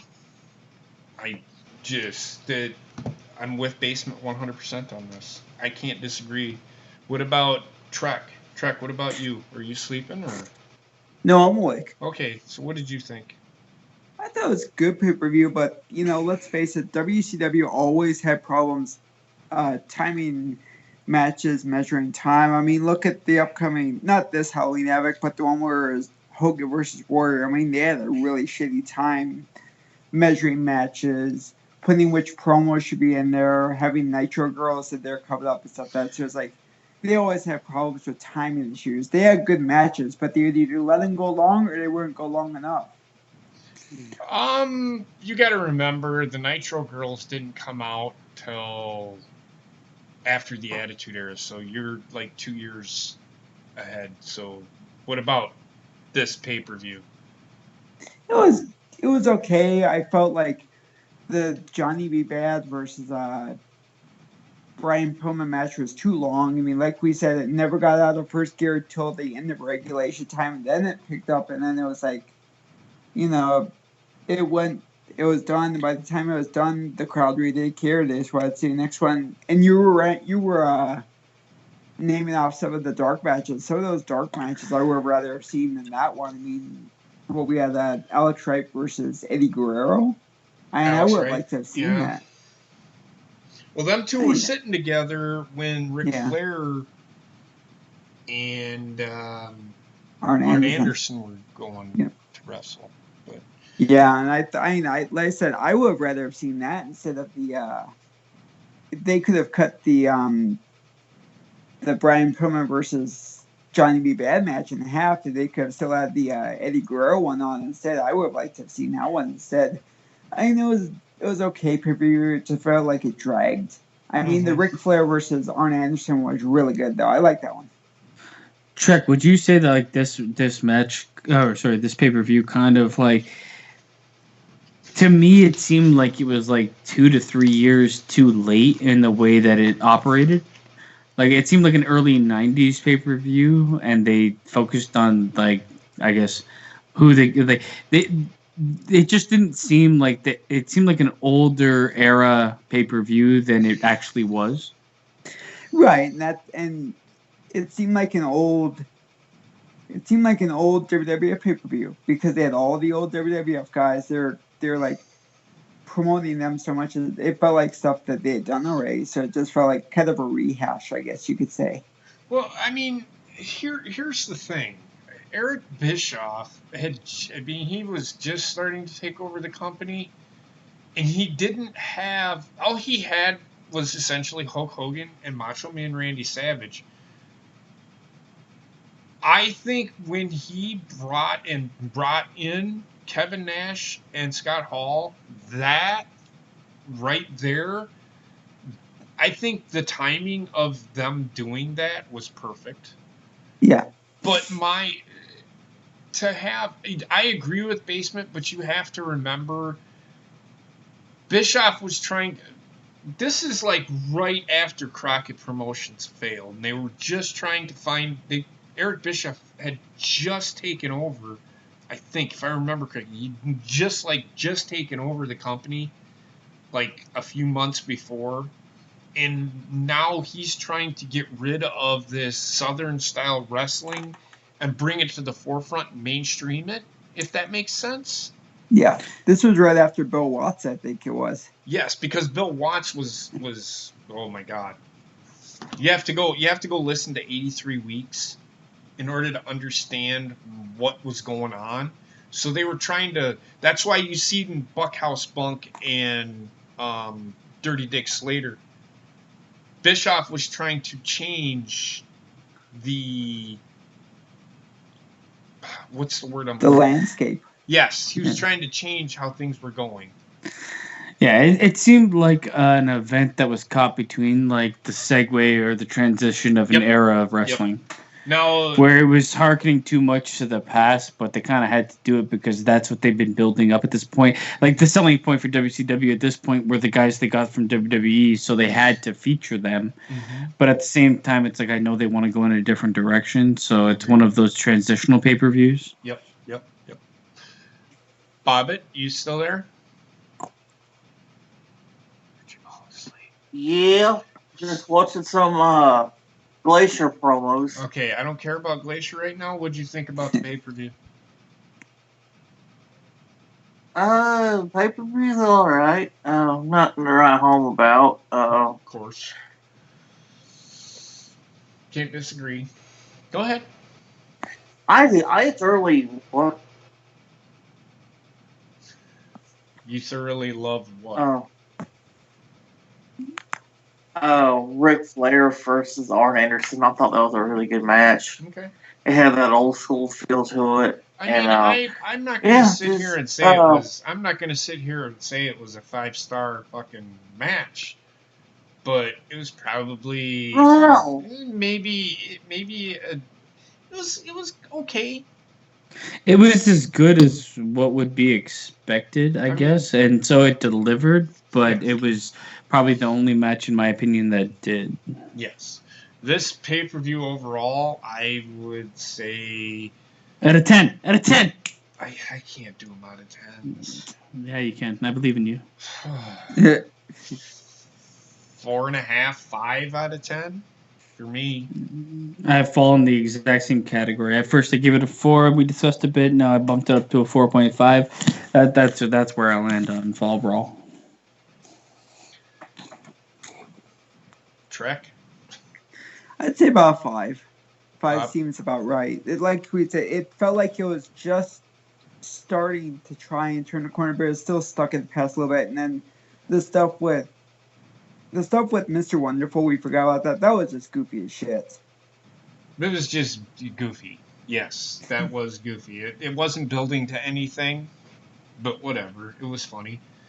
It was R-Truth-esque, if I might say pretty so. much. But they only did it for one segment, not the whole fucking show. Yes, which I don't mind. Bob, if Glacier was on this show, what would you have given it? A 7.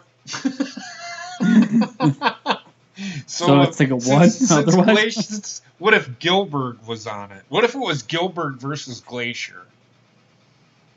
Oh, a 10 out of 10. So take them 2 out of it. What did you give it?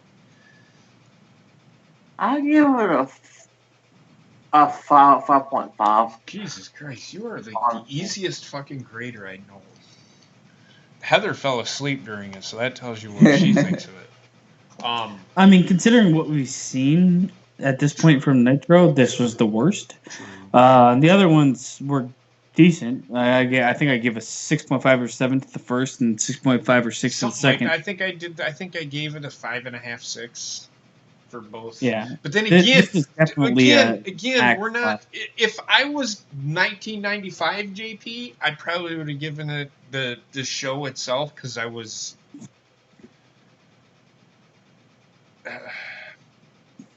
A 0 out of 10 because I was drunk, but I would probably given it probably a 6.5, 7. I would say the same. Like if I looked at it back in the day where it was like, you know, I was more invested in the wrestlers and the wrestling, I would say, yeah, I'd run about a 6, 7 out of 10.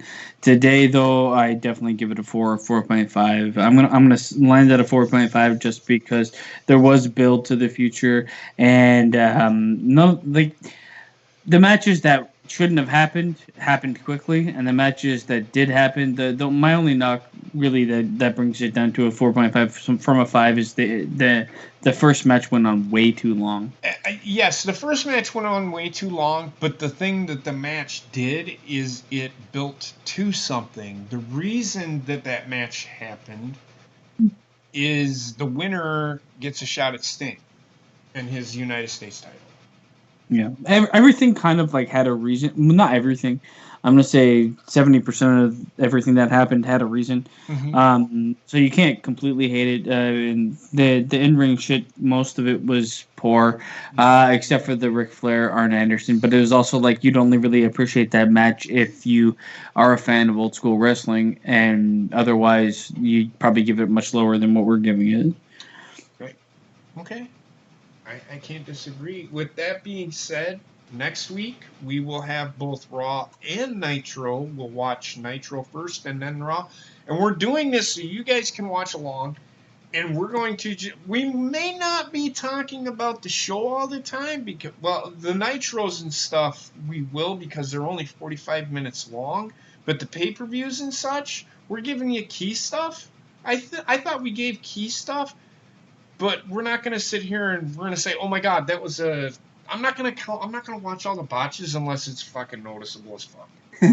Okay, But it's also like 3 hours of wrestling or more. Most of the time, we're going to be having fun and commentating on the fun we're having, yet still respecting what we're seeing, and eventually coming to a conclusion after it.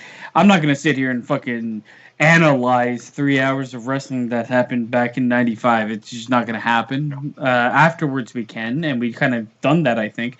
But like in the moment, we're trying to have fun and have a conversation going between us while we watch this. So that way, you guys don't have dead air. And hopefully, soon, once we get built up on this, we might even do this live once or twice. Who knows? No, let us know. If you guys feel want like to see this live, we'll do it live. But it's going to be, you got to keep in mind we're going to be doing both Raw and Nitro. But the pay-per-views, we're not going to do a Raw pay-per-view and a Nitro pay-per-view in the same night. It's almost 7 hours of wrestling. Are you fucking high? I ain't doing that shit. No, this is the max you're going to see, one pay-per-view at a time. But let us know if you guys would prefer live, or if anybody's interested in live, maybe we'll mix it up and do live every now. Maybe we'll do the pay-per-views live, or maybe we'll do a random whatever live. I think we'll do. I think next pay-per-view, which isn't in your house. I ain't gonna do that one live. Fuck that. We'll see. We'll talk. We'll figure something out. You let it, but let us know. I guess just let us know. We'll see what we can do with it. Maybe we'll do the pay-per-views live. Who knows? Maybe we'll just do random fucking shit live. Maybe a Raw Nitro live, maybe a pay-per-view live. But there's got to be like the need or want for it before we do it, because this is easier on everybody. We can, like, right now we're recording. It's almost 2 a.m. where I am. So it's easier on everybody for us to record. But if live is something people are interested in, we need to know people are interested. Of course. So with that being said, we'll see you all next week for 18th of September, 1995, Raw and SmackDown. Last week, WCW won. What we're doing is we're tallying who's winning the week. So last week, all 5 of us picked WCW. We're not going to pick the pay-per-views. I mean, we could pick the monthly pay-per-views, but WWE didn't do monthly pay-per-views until like 97, I think. I think that's because they're in your house pay-per-views. They didn't do them monthly.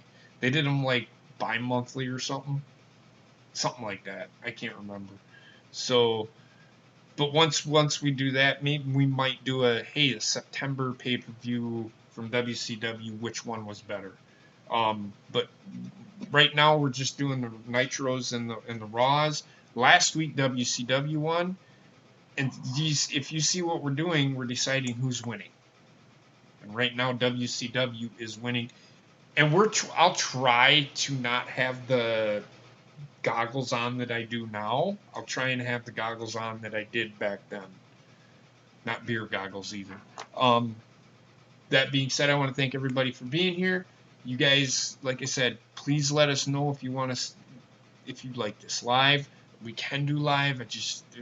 Like Basement said, it's kind of hard.